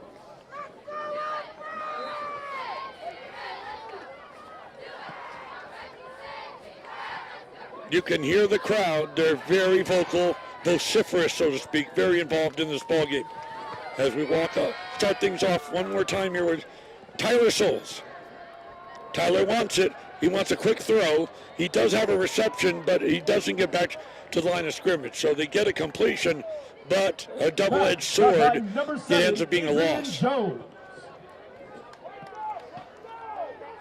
In fact, he only did get back to the line of scrimmage, so 2nd and 10. Let's make some noise, Spirits. The Angeles League. So many talented teams. We mentioned that already. Whose house? And you're talking about a great geographical league as it goes deep into the San Fernando Valley, all the way down to the Whittier, Santa Fe Springs area in St. Paul. And a lot of players out there, the ones you're looking at now, there's a good chance many will end up in the pro realm. I mean, we've got Coach Harrington telling me personally about so many of his own players ready to make the leap, the jump into the pro game. From the right hash mark, the throw over the middle between coverages, and he still went down. And you know what? He had the presence of mind to hold on to the rock. He did. Number 9 for St. Francis. Another one where they changed the uniform on us. So we just want to tell you, he's been very active in this game and very talented as well. And even 5 minutes ago, here's a handoff, a wide open, Grand Canyon-like opening. And he slides into the 45-yard line like he was sliding into second base. The Spirits got themselves another first down. They're dominating in this game in that category. To vote for tonight's player of the game, please go to terrific interview at the half with Tip and John Perez, who is again the third-year head coach of Paraclete. He talked about the amazing electric atmosphere here the other day with the new stadium as the ball carrier brought down immediately, and I don't believe he got back to the line of scrimmage.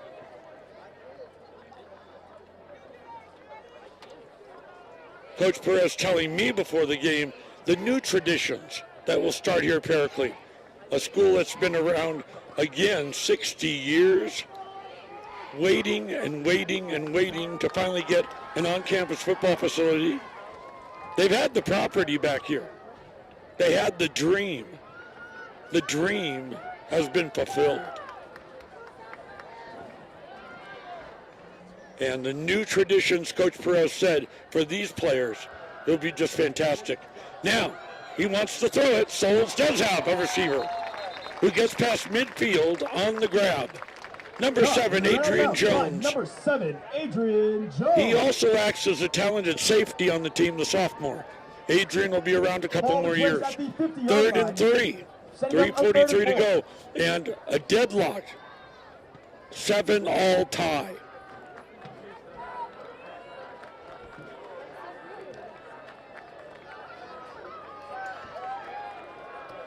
By the way, we're talking about Dean Harrington and how he was the former coach at Paraclete.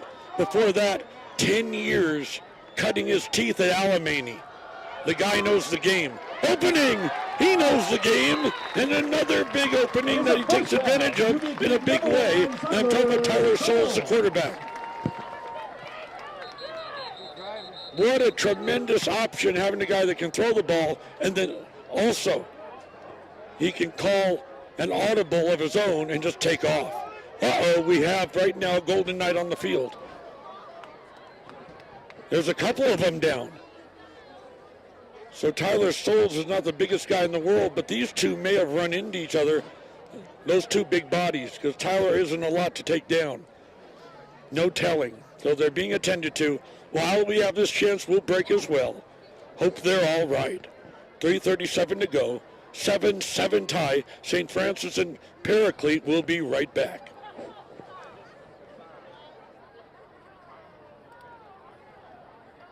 Hey, this is close. I like this kind of game.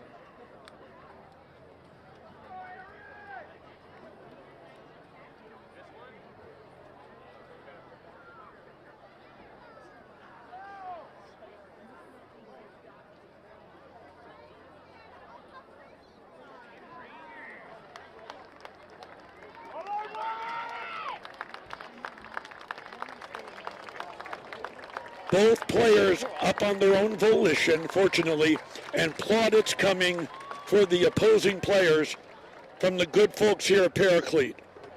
Good for them.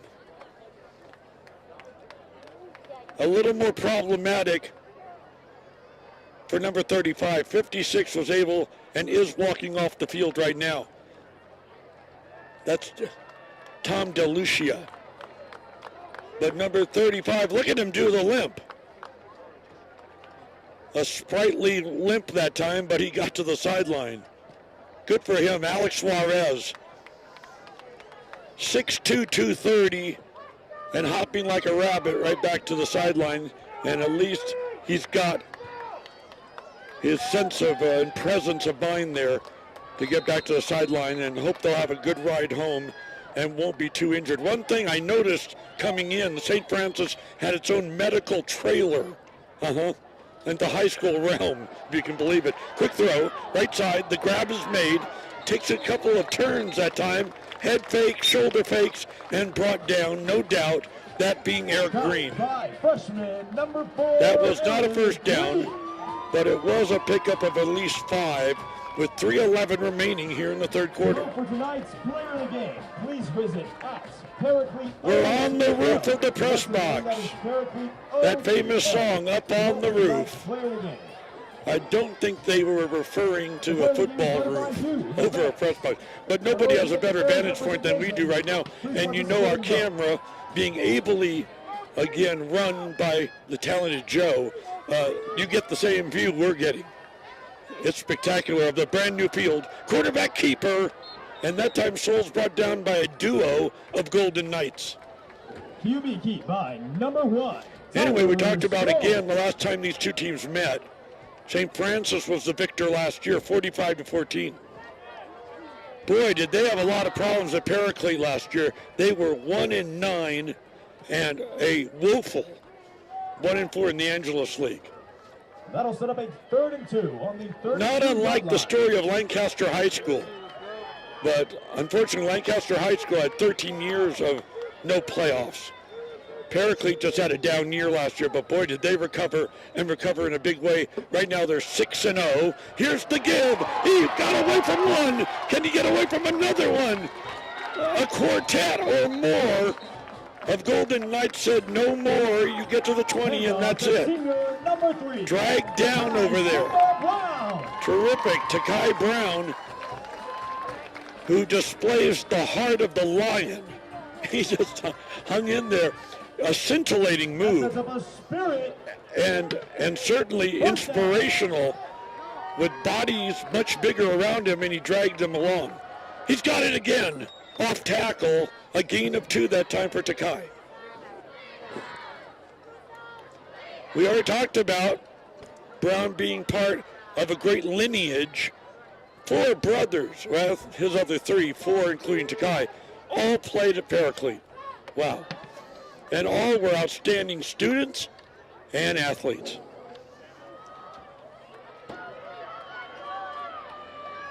In fact, Paraclete over the years has won 9 championships, including the State of California Championship 2016. Only 56 seconds to go. Here's a quick throw. Oh, is it going to be pass interference at all? 2 bodies going into each other. The intended receiver had nowhere to go. He was tangled up that time by Tyler Coffre, C-O-F-R-E, defensive back superbus for St. Francis. That'll bring on a 3rd and 8.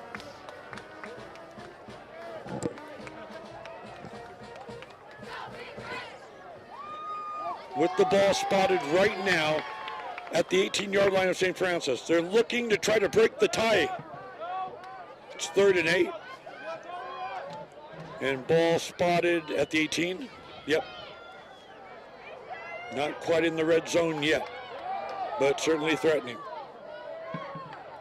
They got ourselves a new soccer stadium here because they play that as well as football at the brand new Calandry Stadium.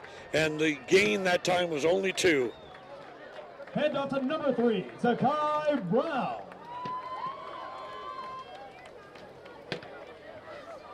Over and over, I heard it from the administrators here at Paraclete, and we want to get that quote in because it's such a good one. Paraclete, second to none in academics. We were talking about that outstanding job. Again, the 100 rating on the part of the quarterback, Tyler Souls. He's got himself a 3.5 GPA. Well, did you know that 99% of Paraclete students go to college? That is baffling. Now, right now, they'd like to see a score. Break the tie. Souls with the 3.5 GPA throws it a little too high. LeBron James would have had trouble making a grab on that one, right? Yeah. But that's the thing in the NFL. The Knights will take the ball. You notice, like, it started with Larry Fitzgerald at Arizona. They just go up for the football. You just heave it in an area and you just go and get it, climbing the ladder as time runs out in the third quarter.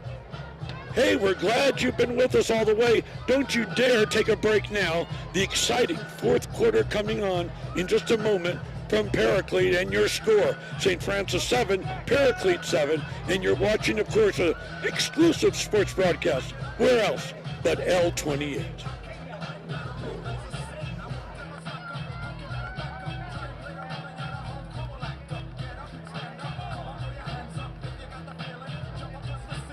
Jump around, student section.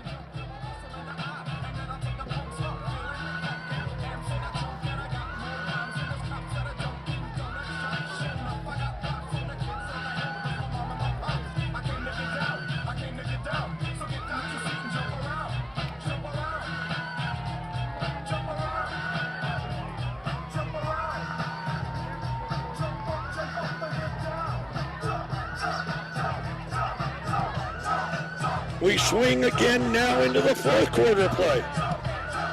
What a great way to spend a Friday night, huh? A 7-all, flat-footed, deadlock tie. Hey, out there, Tammy Wright. Tammy, thanks for the nice salutation. City of Lancaster pays me by the verbiage, by the word, so I'm trying to stay hilarious. But now the focus is on the game.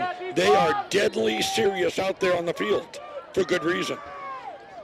Terrific, again, I would say rivalry between these two teams and these two coaches who are friends. Now here's the give. St. Francis has it. A major gain that time, at least 13 yards and a first down for the Golden Knights. We're in the fourth quarter.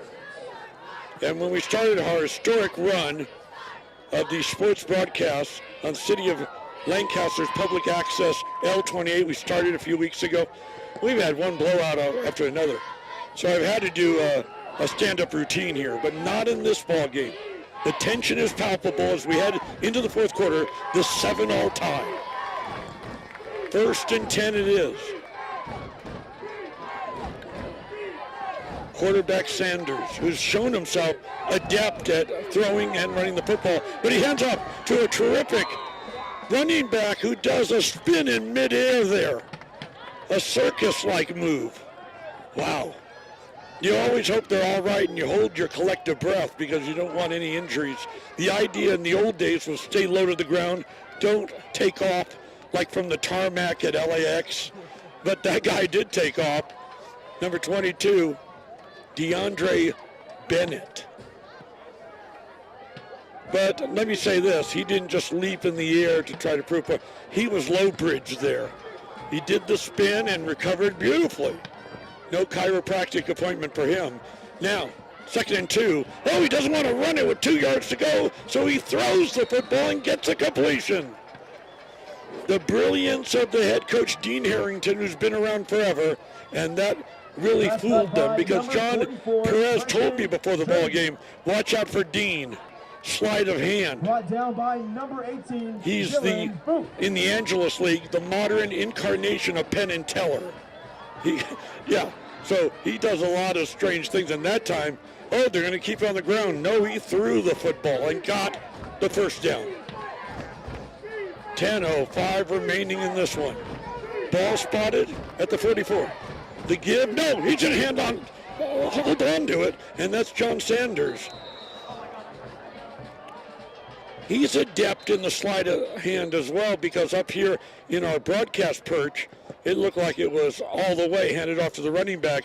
And so John did a good job of fooling us in the stands as well. Let's see how much they got on that one.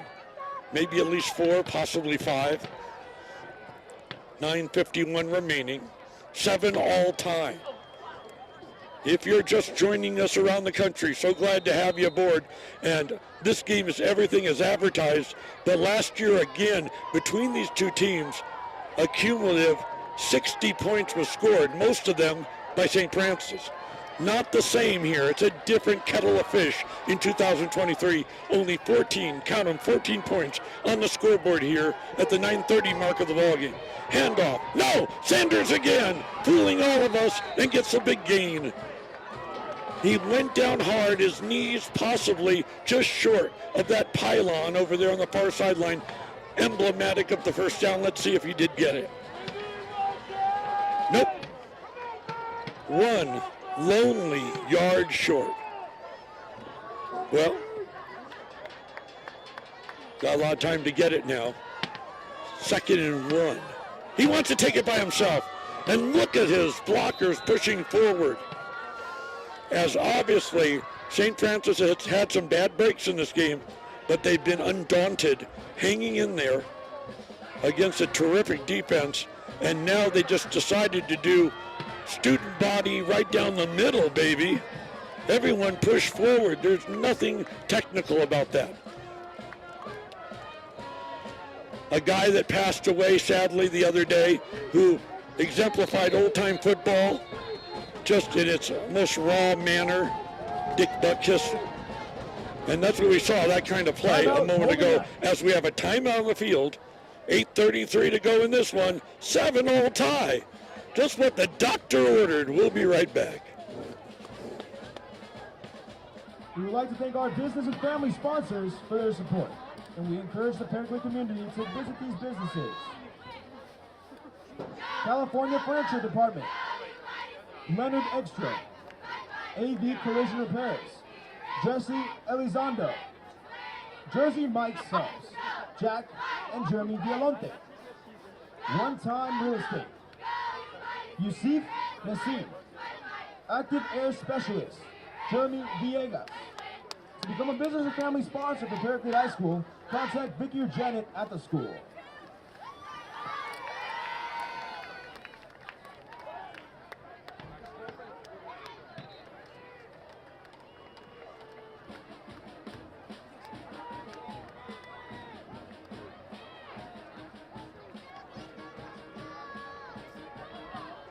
Welcome back, everyone. We got a doozy going on in Lancaster. Most definitely worth the price of admission. 7 all tie. St. Francis and Paraclete with only 8:33 to go. St. Francis moving the football. Here's the handoff. Off tackle. Remains on his feet. A great gain that time past the 20. Not quite there for a first down, but still a nice gain of 8 for the ball carrier that time.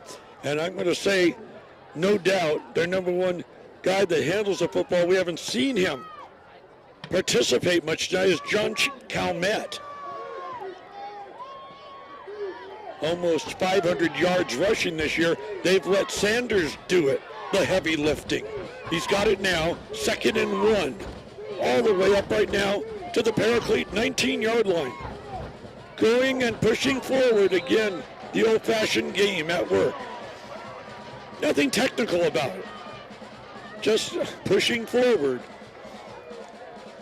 And you wonder why in this technical era of the NFL and all those playbooks, you know, it takes away a lot of fun for the fan because it gets too involved in the X's and O's. But right now in the high school realm, and you got boys out there putting their heart on the line, push forward.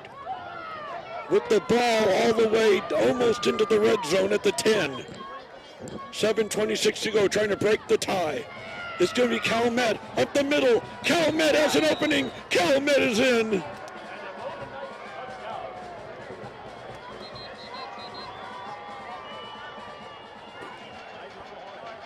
You can hear the St. Francis faithful. They're about 1/10 the size of the fans here on the Paraclete side, but you can hear them all the way over here. The cacophonous sounds echoing across the desert. They're awfully proud. Their team has broken through.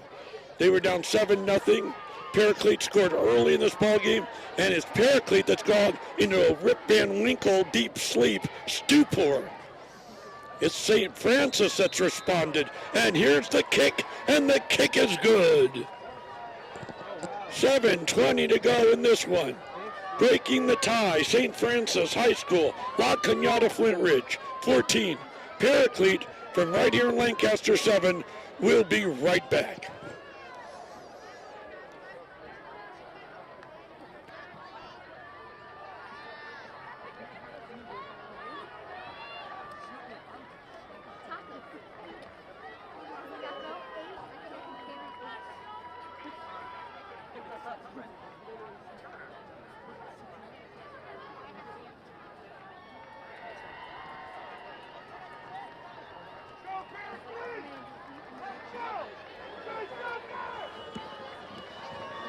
The scholar athletes on the field with their high GPAs.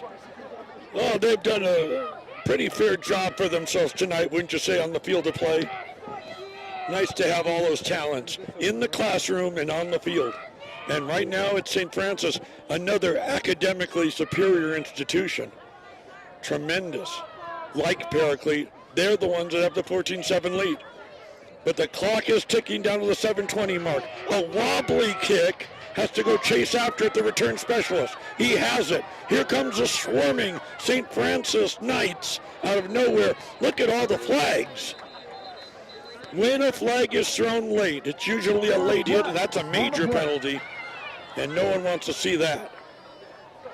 Let's see if it'll come up against this Paraclete team.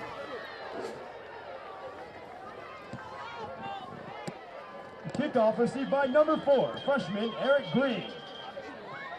Let's see where they'll ultimately spot it, but no matter where, it's going to be a long haul, laborious haul, like going over Grapevine on the way to Bakersfield right now, scaling an El Capitan. Why? Because they'll be back all the way, it looks like, to the 10-yard line, their own 10. After the penalty, the ball will be placed at the 9-yard line. A famous general once said, "It is well that war is so terrible, for we should grow too fond of it." No doubt, warlike state in a friendly way between two great institutions, a mano push and shove struggle tonight in Lancaster. Hope you're enjoying it. The ball back, and I mean back in their own red zone, to the 9-yard line. Souls will have to deal with it. The handoff, Takai's got it. Takai back to the 12-yard line. Number 3, Takai Brown.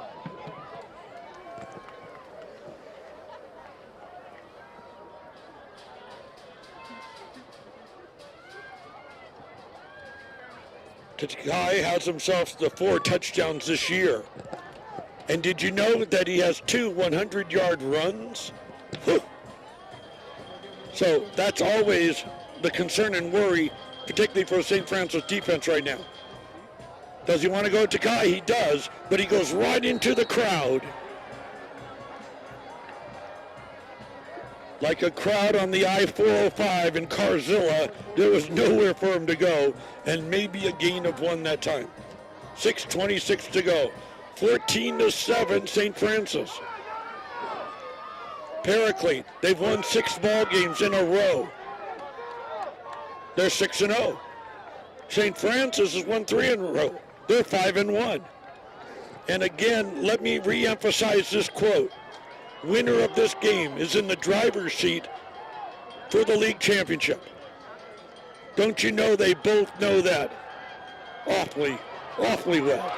Now here's the throw, and the catch is made. A terrific one. It's first down, this time for Paraclete. It had to be a perfect throw because it was another one in traffic. It will be a Spirit first down. Number 4 made the grab, and he's walking very slow now. It's Eric Green, and he can't afford to lose him, but he's on the field of play, but he was limping somewhat. But he made it clear, I'm not going anywhere. I'm staying on the field of play right now. Resolute one. Quick throw. Left side. Makes the grab. What where he go? And now brought down a trio of Knights able to nail him. Number 9 with the grab. Mr. Burnside. Mr. Burnside. No, that's his first name, Mr. And Mr. Burnside with the grab.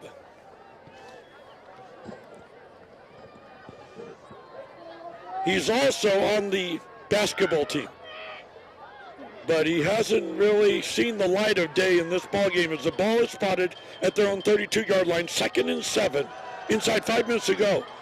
Taking it himself around the left side, and then going out of bounds quickly to stop the clock was Takai Brown. Still a lot of territory to go. A lot of real estate out there. That was once the home of sagebrush, cactus, and jackrabbits. Now it's this beautiful stadium. The Paraclete fans who were once so, again, vocal, a more pensive mood right now at this, again, state of the ball game with 4:43 to go. 14-7 St. Francis. From his left hash mark. He wants to take it by himself. He sees that opening. Oh, he's upended. Is he okay? Seen a lot of that going on in this ball game. And he is down, the quarterback, no doubt, the talented Tyler Scholes. They're coming out to attend to him immediately. That is not an authentic grass field. That's a very expensive, again, AstroTurf-like field, but in the modern sense. AstroTurf invented in 1965 at the Astrodome in Houston. It's come a long way. It's softer. It's more resilient. You can take a beating. And some of these fields, you're looking at the field alone, $300,000. No small amount. But unlike grass, there's not that natural padding, that shock absorber effect. You see a lot of ankle injuries and leg injuries and what have you. But he went down very hard. Still being attended to. They can't afford to lose him, his quarterback, Tyler Scholes. So while they are, again, keeping an eye on Scholes, 4:37 remaining in this ball game. 14-7 St. Francis will break as well.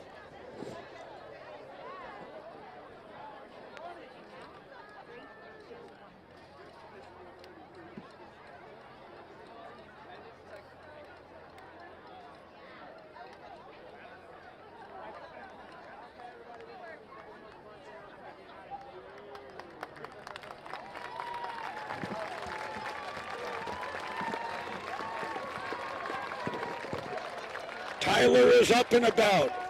Just a slight limp, but mainly the ego bruised.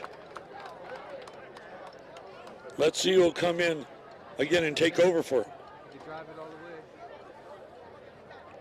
Number 17 had problems too, and he's being helped off. All of a sudden, we're seeing again all these injuries coming up in this second half of this ball game.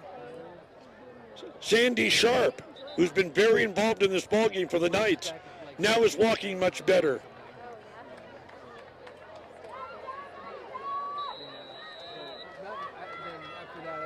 Okay, here we go one more time. The tension is palpable, I'm telling you.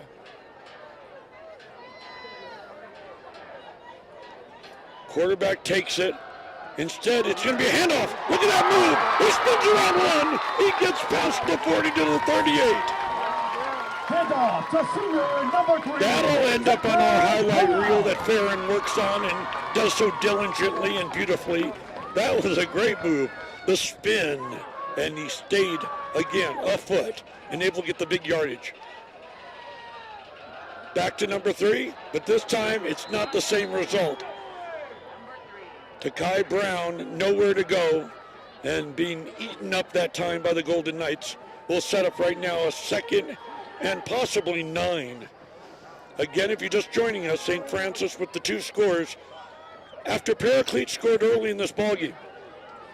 12-yard pass play. And as I noted, they went into a deep sleep offensively, a stupor, so to speak. And then St. Francis, it took them the whole ball game to get to this point. Here it is, quickly on the right side, only back to the line of scrimmage, or maybe a gain of 2 that time, and that's it. 3:20 to go. Paraclete driving. Paraclete wanting to hold on to the football and get that precious yardage, but at the same time, trying to retain the football and get first downs. There it is, the promised land down there, the score that will ultimately tie this ball game up. Timeout, Spirits. So with the pressure so thick, you can cut it with a knife. Here we are, 3:02 to go, timeout on the field. We'll take a break as well. So we get a sense of the moment. And it's a dramatic one, wouldn't you say? 1 minute. Once again, St. Francis 14, Paraclete 7. We'll be right back. Don't you dare go away. Visit at Paraclete OTL. Once again, that is at Paraclete OTL on Instagram.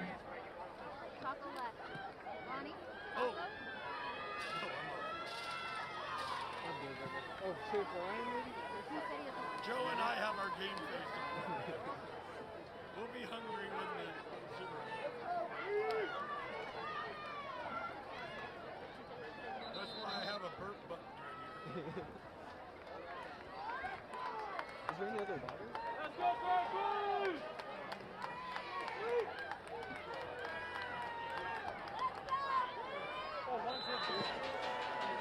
Here we go. Let's wind it up one more time. 3:02 to go, 14-7 St. Francis. Paraclete, it Souls from the shotgun. The throw is a good one. Right side, wide open. It routes into the end zone. Paraclete touchdown. Listen to him roar at the brand new Karandri.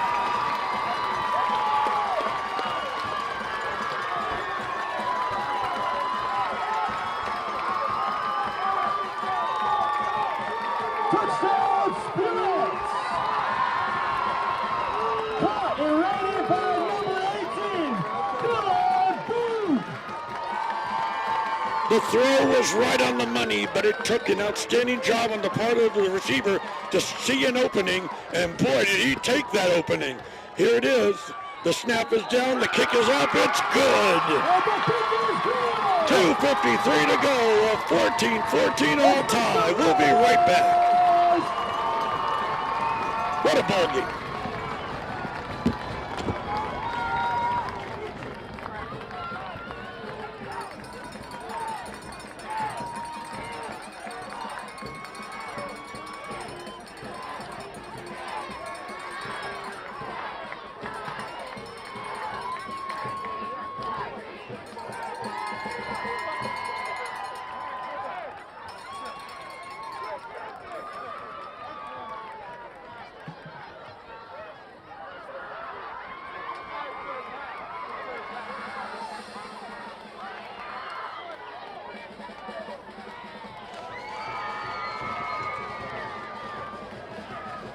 Unfortunately, another injury on the field, this time a Paraclete player over there near the 11-yard line, being attended to by Paraclete medical professionals.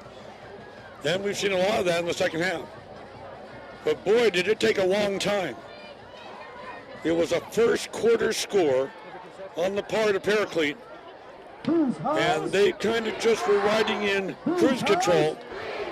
And a talented team like St. Francis wasn't going to stand there at the rest stop and let them go by with cruise control, if you know what I mean.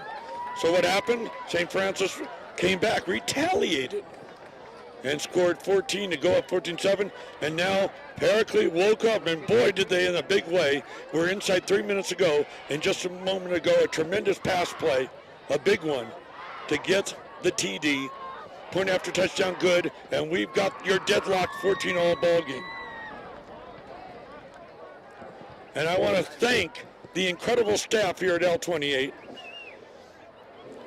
We didn't even think we were going to get on the air. There were a lot of confusion in this new stadium, and there were other coaches and other people that had limited space in the press box. So all we did, we came to the roof, and we're up here now, and it's actually beautiful. Outside with that beautiful desert breeze blowing against us, as right now there's a timeout in the field. Well, nevertheless, we persevered, and even though we had audio issues, we did not give up, and may I say, the staff of L28 didn't give up, because we ended up, personally, we would have been quite crestfallen if we knew we couldn't do this incredible ball game for you tonight from Lancaster, a 14-all tie.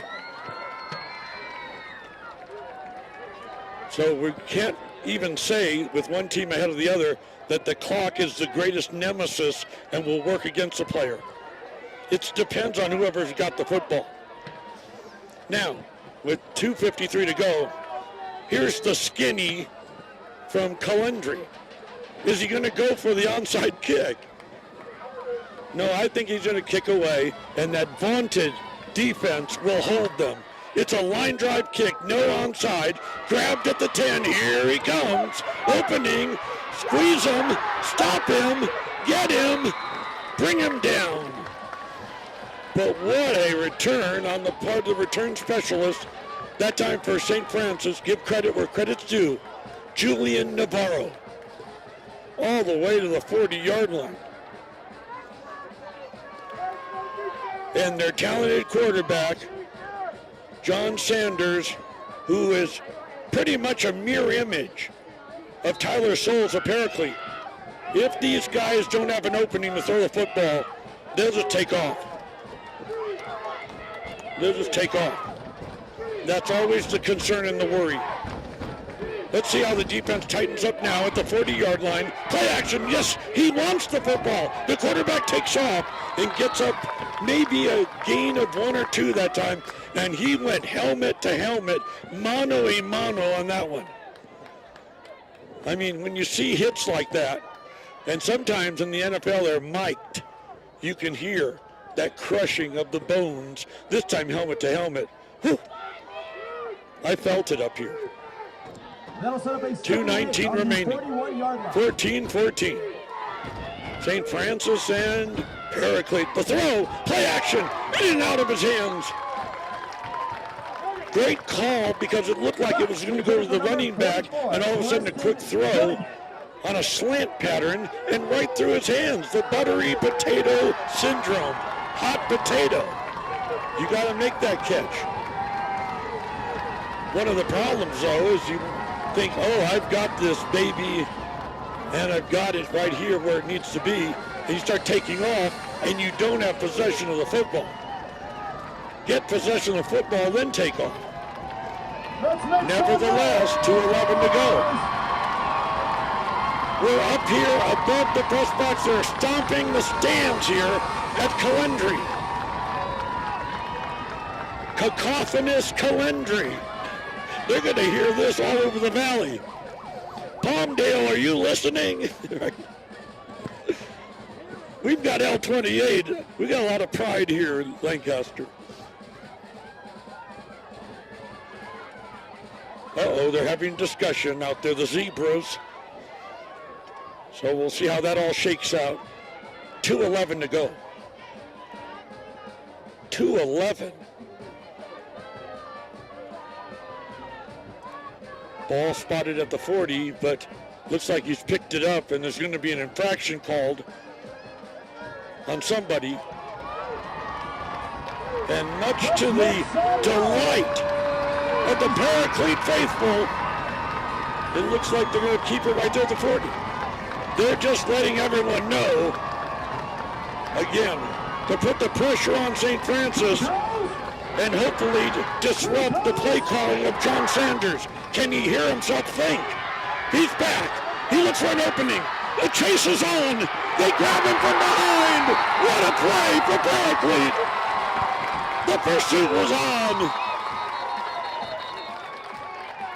Sacked by number 29, Deshaun Young. Wow. They were after him. I thought the helicopters would come out from Channel 2 or 4 and follow that hot pursuit. and they caught him from behind. Yeah. 1:58 to go. It's still a 14-all tie. And now they've forced a 4th and 8 situation. Yeah, 4th and 8. 4th and 8, that's what it says. Kudos to the scoreboard operator. By the way, they've got a beautiful scoreboard here, one we can really read. And timeout on the field. We're going to keep it right here. We're going to keep it right here because the tension is palpable tonight at Calendry. If the stadium could talk, it would say, hey, welcome, and look what they've created here. Their own stadium on their campus, and the fans are responding, pounding the metal bleachers. 1:58 to go. The punting unit on the field for St. Francis. Here's the kick. Into grand variety. Takes a bounce. Now starts to level off and right there at the 30. That's where Mr. Souls will set up shop right now to try to get that final score and get the W tonight here at Paraclete. One thing for sure, he's got the fans behind him. John Perez in his 3rd year running the show at Paraclete. Dean Harrington, I don't know how long he's been at St. Francis, but he was at Paraclete himself with a state title for 5 years after 10 years at Alamany. But both these guys know each other. They're not going to be able to do anything out there and try to fool each other.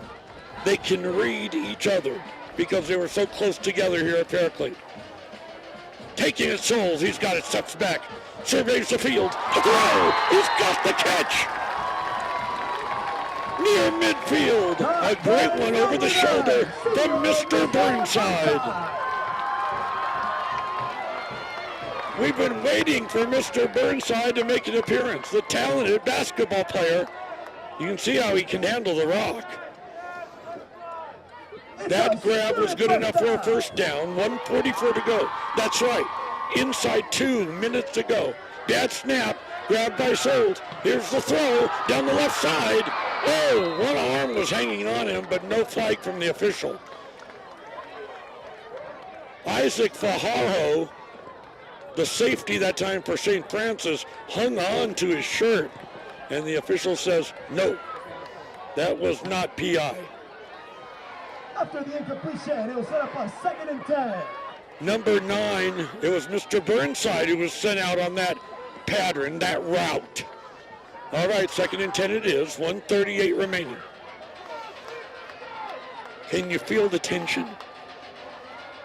If you don't, you may not have a heartbeat. Check a pulse. Oh, good gain that time. A solid gain of 3. Tyler Souls took it by himself. I'm always amazed at 15, 16, and 17-year-olds and how battered and bruised they are, how they recover with those young bodies and still excel in the classroom. Great young men down there, no matter how this game shapes up tonight. 1:05 remaining. Souls, he's looking with heart and Souls. Where will he go? He wants to get rid of it. Oh, if there was ever intentional grounding, that would be it. I didn't know one of the cheerleaders became a wide receiver. I don't think so. Tiffany was ready to grab that one. Tiffany has great presence and poise on the air. Really enjoyed her halftime. Again, contributions. Hope she'll be able to come back as we go on next week. Lancaster Baptist versus Desert Christian. Yeah, did I get that right? Yeah, next week as we keep moving forward. But first we got to get through this one as the punting unit is on the field for Paraclete with a 4th down. It's a good kick, maybe not a high kick, but a line drive. And look, it takes very much a Paraclete roll. Down it, buddy, right at the goal line. Oh. And that's a perfect point by It rolled number 44, and rolled and rolled. and rolled a little more. And finally, they touched it at the 1. It's St. Francis in a real quagmire right now. 46 seconds to go. Will we be going to overtime tonight at Calendry? A lot of firsts at Calendry tonight. First broadcast ever, and maybe their first overtime. The people here can say they experienced all that. 14 all time. Again, the stiffening defense perpetuated on the part of Paraclete. A gain of 3 that time, on the ground all the way. What does the talented coach Dean Harrington have up his sleeve right now? Chew up the clock, get into the overtime period. Well, whatever they're going to do, they're going to talk about it. 35 seconds to go. We'll break as well. Looking forward to exciting conclusion of this game. Again, St. Francis and one Paraclete squad, both of them deadlocked at 14. We'll be right back. Well, 35 seconds.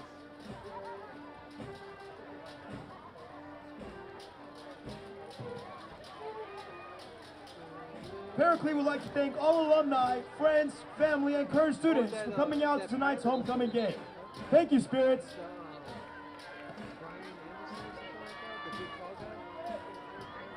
Yeah, Brian Anderson.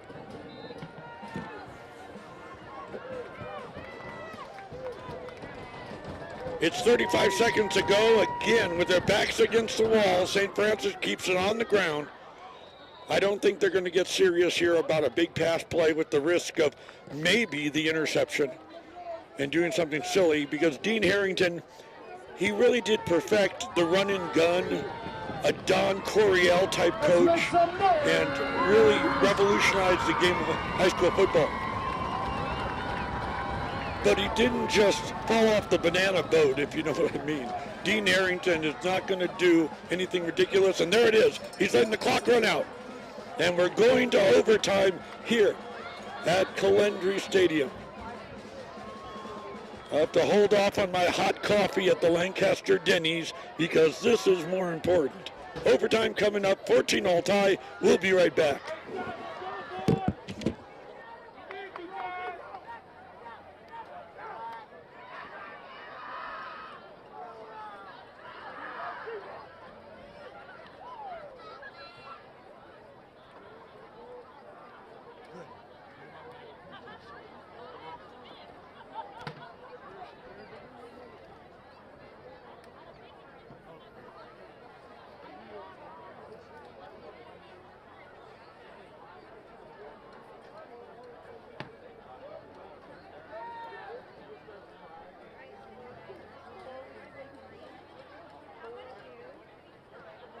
End of the second half. We are going in time with the score being tied up 14-14. And when I say the energy in this stadium is astronomical, understatement. To hear everyone cheer "Go Big Red" in the moments where there was triumph and trial, the team continued to push through because they have the camaraderie of this stadium on their campus.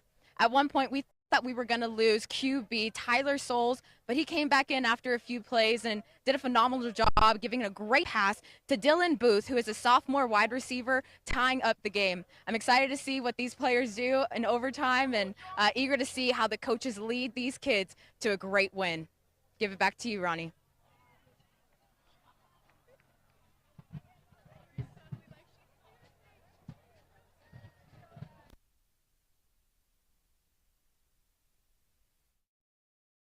Overtime. These guys. It doesn't say on the clock. 0. What?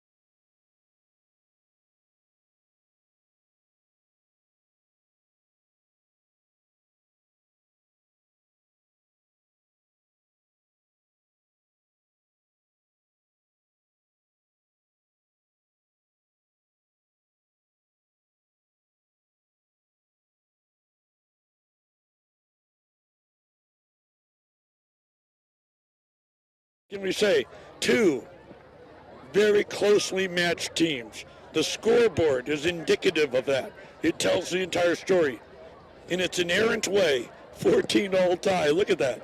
And right now they're talking about the rules of the high school overtime realm.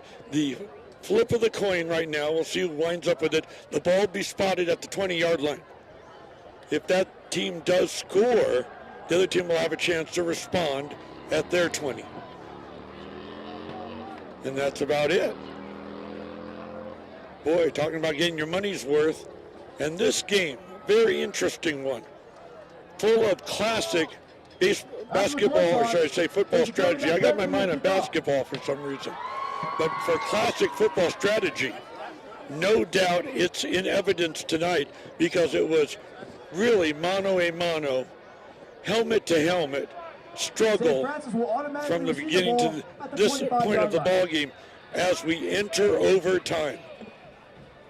So it looked like St. Francis won the flip, and they're going to get the football right now at the 20. Let's see. They've changed the rules for overtime and gotten rid of the sudden death in the NFL realm, so none of it is uniform. Correction. So they're going to put it at the 20 of St. Francis with Paraclete winning the flip. I got it. And if they don't score, then in fairness, in altruism, in equity, the ball will be put down here at the 20. A chance for St. Francis to respond. Okay, here we go. Quarterback, Souls, an opening. He's got the man up the middle, and he's just short of the score.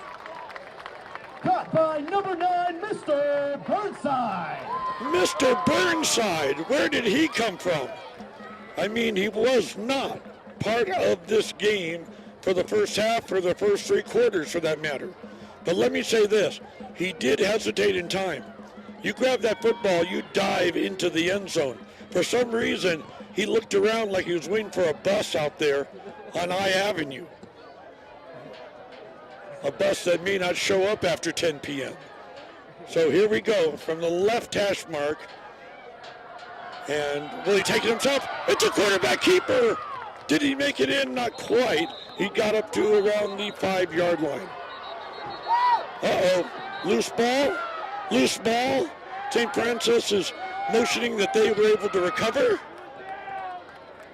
To be kept by number 1, Tyler Souls. Nope, Tyler Souls held on to it and got up to the 2-yard line. It wasn't supposed to be easy. It wasn't supposed to be a walk in the park. This game has been, again, I think the metaphor is smash mouth football at its best tonight in Lancaster. All right, they've worked up to the 2. Try to get that score.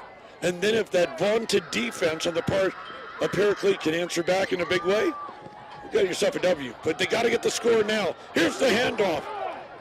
And could not get in. Handoff to number 3, Kai Simba Brown. Number 3 to Kai Brown. Couldn't get in. You know, I start to think of the student body right play, student body left, the sweep. Follow your blockers. You've only got a few yards to go. But now they decided to, as we said, smash mouth again at war down to the 1-yard line.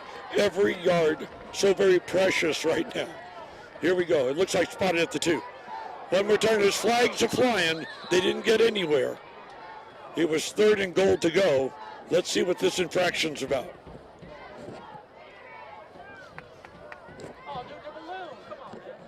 A Mylar balloon takes flight.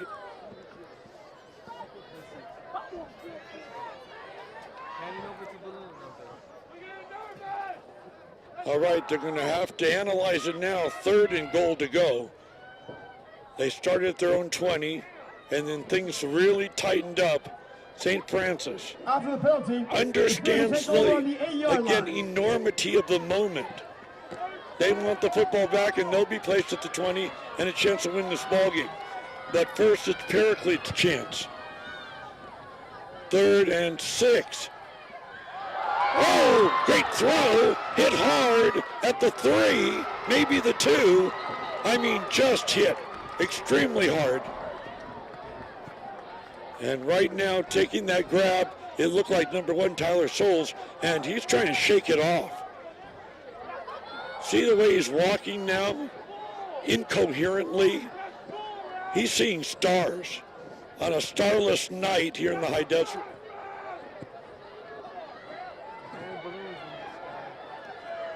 These are times when, besides giving him smelling salts, is asked, young man, what is your name? Where do you live? How old are you? Just to make sure they're coherent, because that was a hit.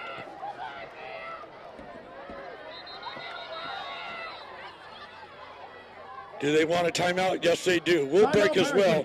With the ball was placed at the 6, 3rd and goal to go. Now it's going to be 4th and goal to go at around the 2 or 3. Excitement mounting. We'll be right back.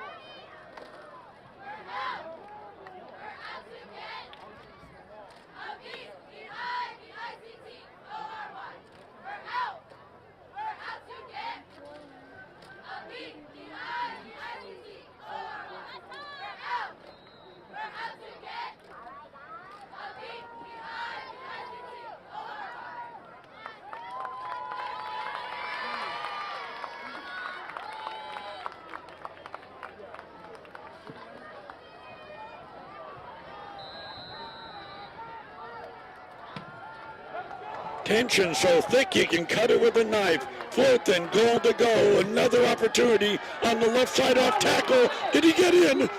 Wait a minute, they have to peel off the bodies and find out where the ball is placed. He did get in. And you hear the sound of the crowd. Again, they're our best way to find out if they got in or not. Who's host? Who's host?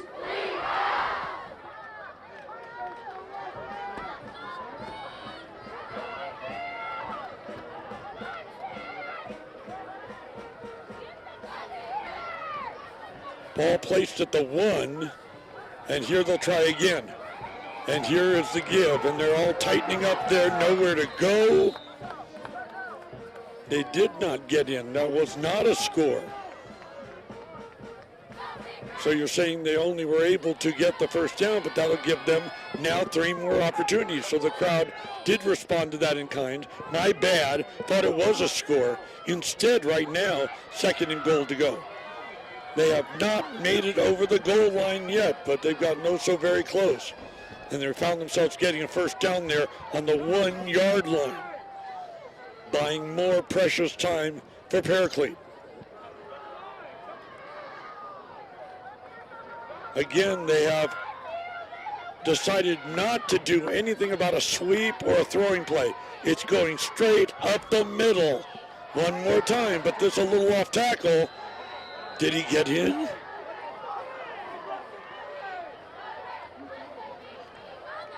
Their idea is keep, again, one blade of grass at a time to finally get into the end zone, and they didn't. Now it's 3rd down. Yeah, I thought they had scored before, and that's why the crowd erupted like they did. No, it turned into a first down, and they were so happy they get 4 more opportunities. But did you know now that they've had 6 opportunities inside 3 yards, and they haven't been able to score once? Maybe this time. Up the middle. Like a rugby scrum, they're going to be peeling bodies off right now. And let's see if they made it. I have not seen a zebra designation for a touchdown. No, they did not. 4th down. Denied 7 times by a resolute St. Francis defense who's saying, if we can stop them now, we're going down to the 20 and we get a chance to wrap this up. And boy, what a fun ride we'll have driving by the Vasquez Rocks on the way back home. Well, let's see. This is for all the marbles right now. 4th and goal to go. Holding on to it. He's in. He's in. He's in.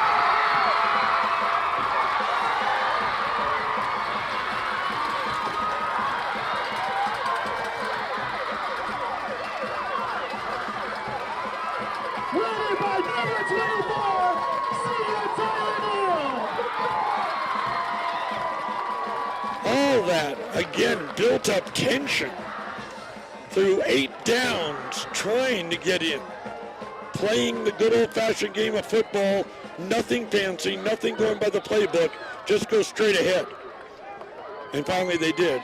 And they found out they could score and did. And it's 20-14, going for the extra point, not the 2-point conversion, and they get it. Flag on the field, however. Let's see if they'll disallow it. If it's against St. Francis, they'll decline it. Now it's not over. St. Fran is headed down to the 20 of Paraclete. But at the vaunted Paraclete defense can hold. Paraclete's got a dramatic W tonight in overtime here in Lancaster. They allowed it. They declined the penalty. It's 21-14 Paraclete. And here we go the other way. And we're talking about going southbound and down. And we'll be back after this.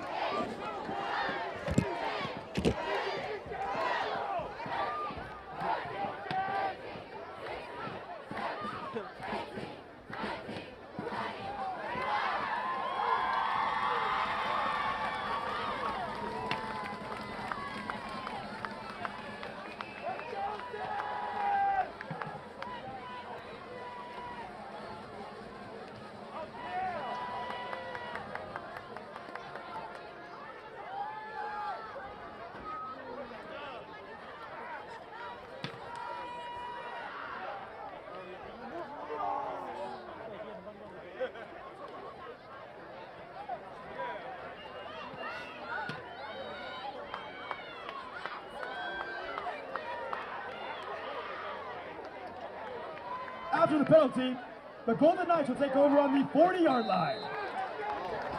On your feet, Spirits. They spot the football right now at the 40 for the Knights, not the 20. Here we go, and the handoff up the middle, 3 yards that time, 4. Again, a talented St. Francis Golden Knights team in a game of tremendous fits and starts all night long here, again, at Calendry Stadium. The fans finally erupted, 8 opportunities in the red zone to score, and they finally broke through here in overtime. This is the last chance. If St. Francis is denied, this game is over. The clock is not running, it's on 0. They just give them a shot as long as it takes for them, as long as they can maintain first downs, as the give that time is to the talented John Calmet, a gain of 4. Well, we all have dreams. Paraclete fans have the dream of getting the W and having a perfect 7-0 record and 2-0 in the Angeles. And they'll be in the driver's seat, but they got to take care of business right now, if you know what I mean. It's loud, it's cacophonous, and you can see there's difficulty right now for quarterback John Sanders, trying to bark out signals with this crowd behind him. Handoff, it's a good gain, and maybe enough for a first down. Past the 30 to the 28. White-clad St. Francis up against the Big Red of, again, Paraclete. Everyone's had, again, a riotous-like evening. It's been exciting. It's homecoming. Already built in with excitement in the new stadium. Made even more dramatic by a tremendous overtime ball game that Paraclete leads right now, 21-14, after scoring a moment ago on the goal line. Up the middle. Oh, he's brought down hard. I was following the pile, and it looked like, again, the St. Francis player was going in reverse.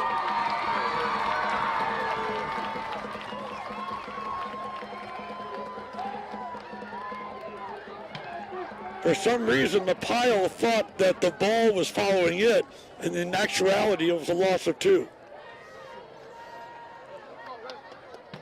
It wasn't going to work out. It was an impossibility. like walking your cat backwards. So we'll try it again. 21-14 it is. No time on the scoreboard. We're in overtime. 2nd and 8 for the Golden Knights. Man in motion right now. Sanders, obviously trouble with a long count and a pitch out. And it looked like the running back, John Calmette, did find an opening, a gain of 3. 3rd and 8 it is. Now it's starting to feel a little bit coolish here in the high desert. They said it would get down to about 53 degrees overnight, and we're starting to get a preview of that right now. We're not going anywhere. We're working overtime ourselves tonight.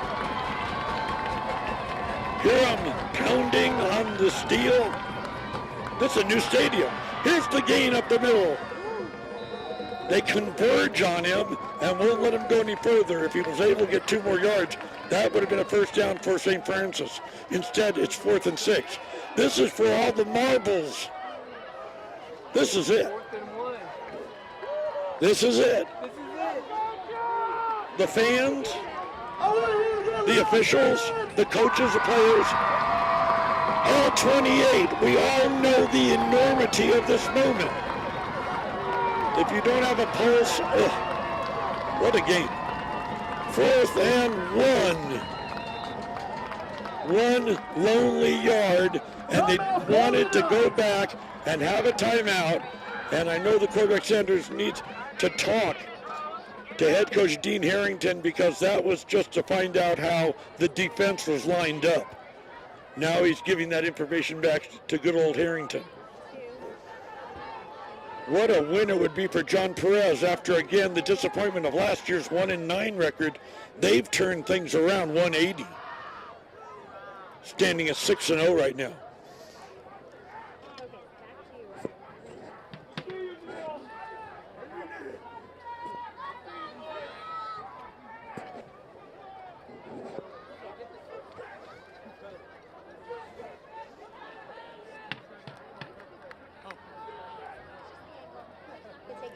Okay, we're going to keep it right here then.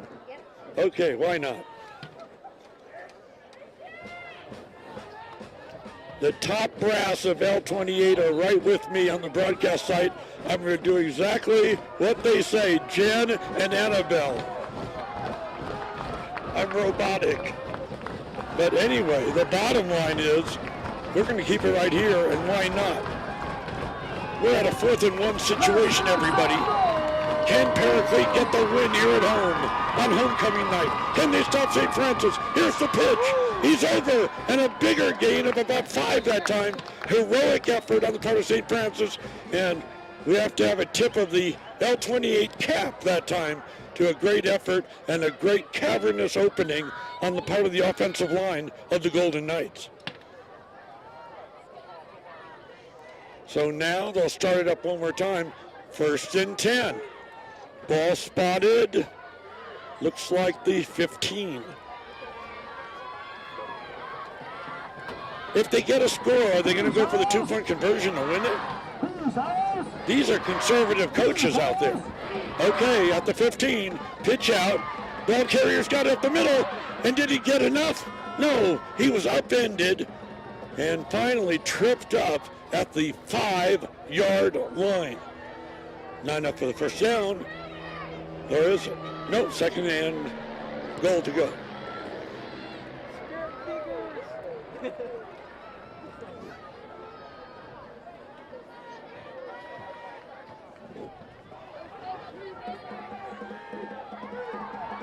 (21-14).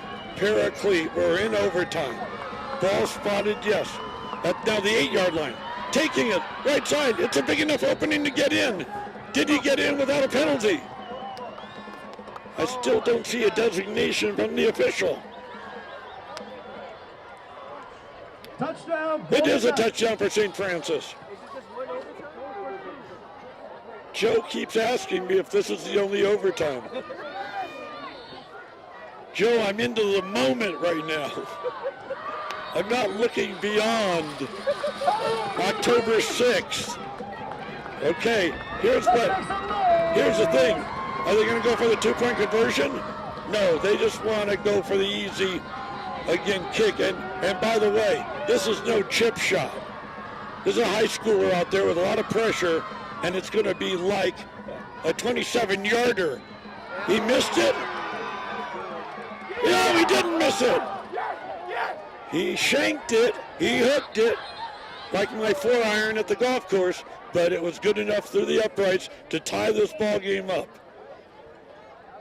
We're going to get straightened out on the rules. What's next here coming up? I doubt another coin flip. They just keep going back and forth till we have a resolution in this game.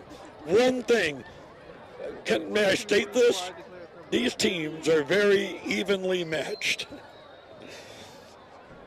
That was said not by Albert Einstein. That was said because 21-21, we're deep in overtime, and we'll be right back.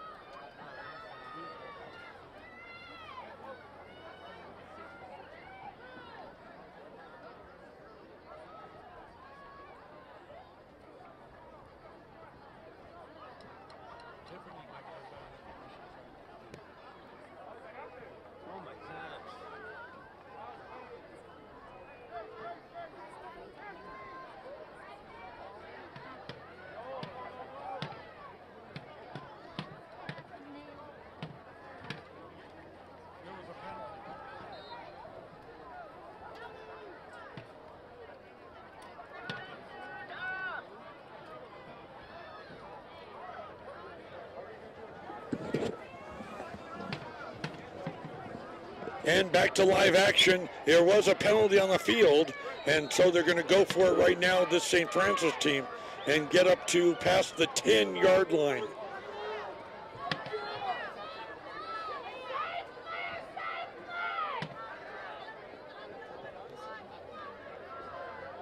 In the confusing high school rules, remember they did score, they did get a point after touchdown, they did tie this ball game up in overtime, and now they get closer and closer as we go along.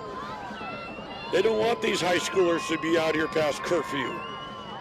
Here it is, a pitch, taking it, remaining on his feet. He's still on his feet. Did he get over? I think he did.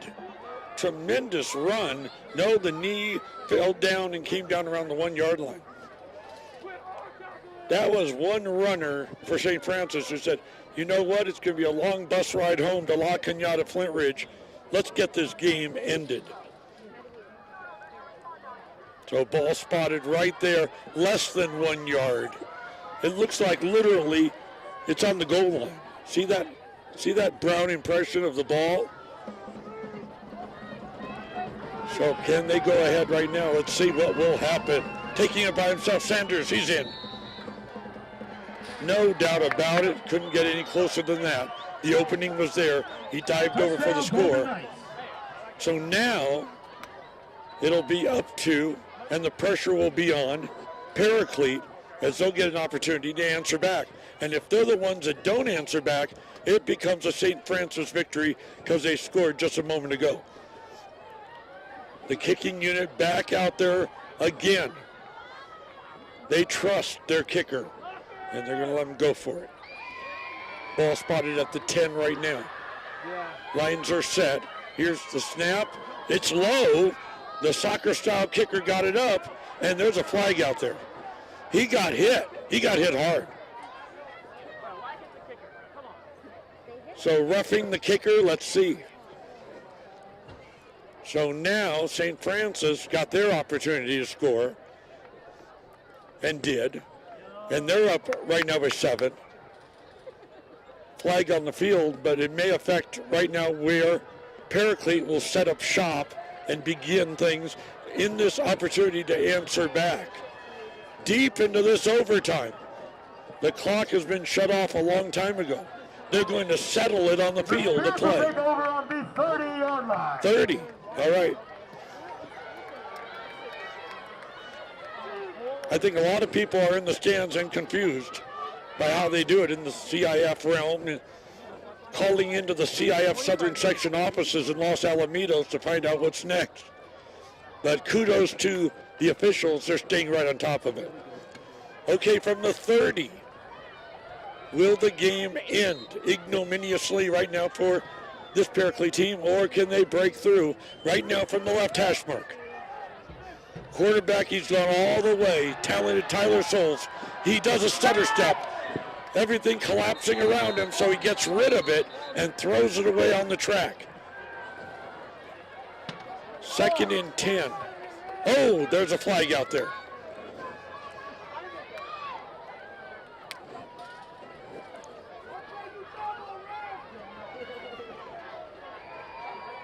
It's a cold, dark night, and if we look out behind us, a vast nothingness of darkness, and then, of course, right here, a full house on this, the western side of the brand new edifice here in Lancaster called Calandri Stadium. Uh-oh, 1st and 20. Oh, that flag was painful. It was a big 10-yard penalty, forcing again this Paraclete team all the way back to their own 40. They're in a real jackpot right now. Steps back, has time, throws the football, incomplete. 2nd and 20. Both these teams have proved how evenly matched they are. And I know it might sound cliche, but there's no real winner or loser in this game. I'm not talking about participation trophies. I believe in winners and losers, and again, settle it on the field of play, but come on.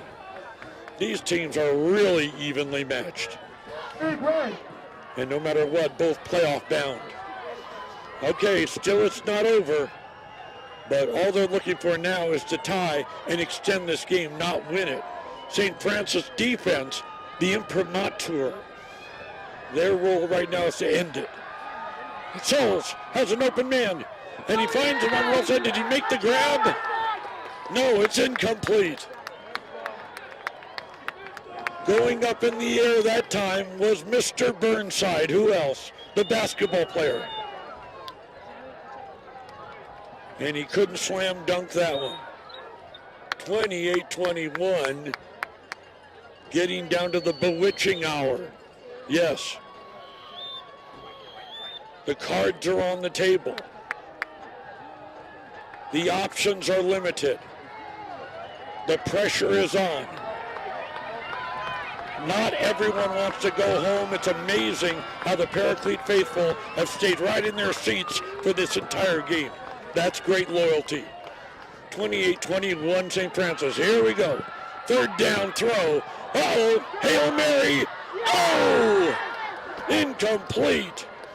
So very close. I thought he had an opportunity. He didn't even stretch out his arms to try to make the catch. And right on him, mirroring him completely with great defensive work, was the St. Francis player. Step for step. 2 great thoroughbreds going down.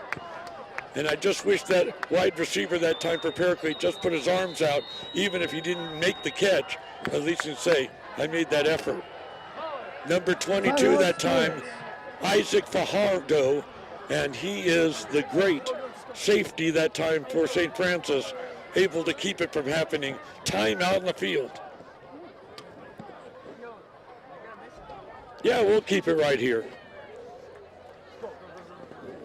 They're also using this field for soccer, and you may want to look over there on the southern side of the stadium. They're ready to install the soccer goal as soon as this game ends. There's school personnel there working overtime. And you can see with bated breath ready to put that in there, and people saying here, hold up, a big-time homecoming football game is on in overtime. That can wait. Hey, we have exciting news from the hangar. The hangar is being converted for soccer. Yeah. A pro soccer team is coming in. The hangar, built in 1996, incorporating baseball, is going to make a shift over, and we're happy to see it. Now, back to the batter at hand right here. 28-21. It's a fourth down play. This is it for all the marbles. 4th and 20. He's going to be a Hail Mary, high and deep. Did he catch it? Did he catch it? He didn't catch it. St. Francis gets the win. An heroic throw. I didn't know Souls had it in him. He has quite a howitzer-like right arm, and it went into the breadbasket. It was caught for a moment by the wide receiver for Paraclete, and it bounced out. And all you can say for a game like that is that they made a valid, heroic effort at the end to try to tie this ball game. But like anything like that, it's all a gamble. Great effort nonetheless by Paraclete that led this ball game for the vast majority of it, but comes up a little bit short in losing 28-21 tonight to St. Francis, who will have a wild ride going down the 14 back to La Cunada Flintridge. However, Paraclete can hold their heads high. They were tough, again, entry to go up against St. Francis for, again, this entire ball game. They made life very difficult for the St. Francis team. Paraclete falls to 6-1, and their first loss in the Angeles League, now 1-1. As for St. Francis, they improved to 6-1.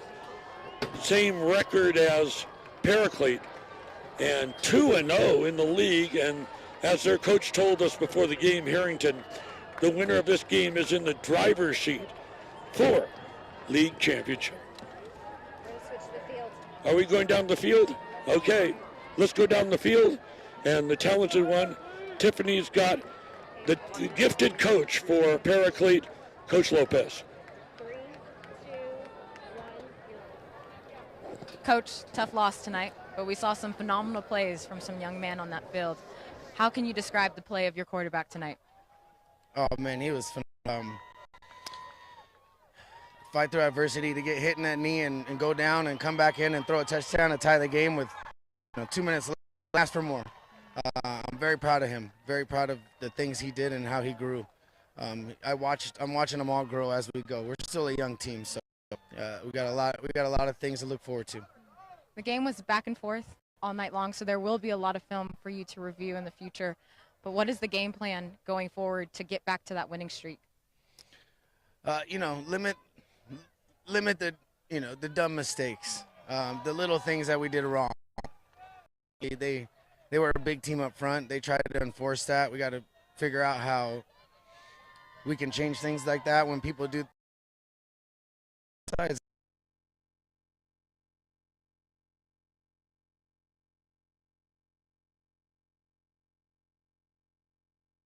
Great fight, Coach. Wish you the best for the rest of the season. Appreciate it. Thank you so much. It was great to see the camaraderie of the team during this match. Talking to Principal Anson a few days ago, he really highlighted the fact that through the wins and the losses, this football program does phenomenal with reminding the kids that it's not about the wins. It's not about the times that you make mistakes. It's about the time family, keeping Christ center, as we are privileged to say we are alumni of Paraclete High School, the only Catholic school in the Antelope Valley. Sending it back up to you, Ronnie.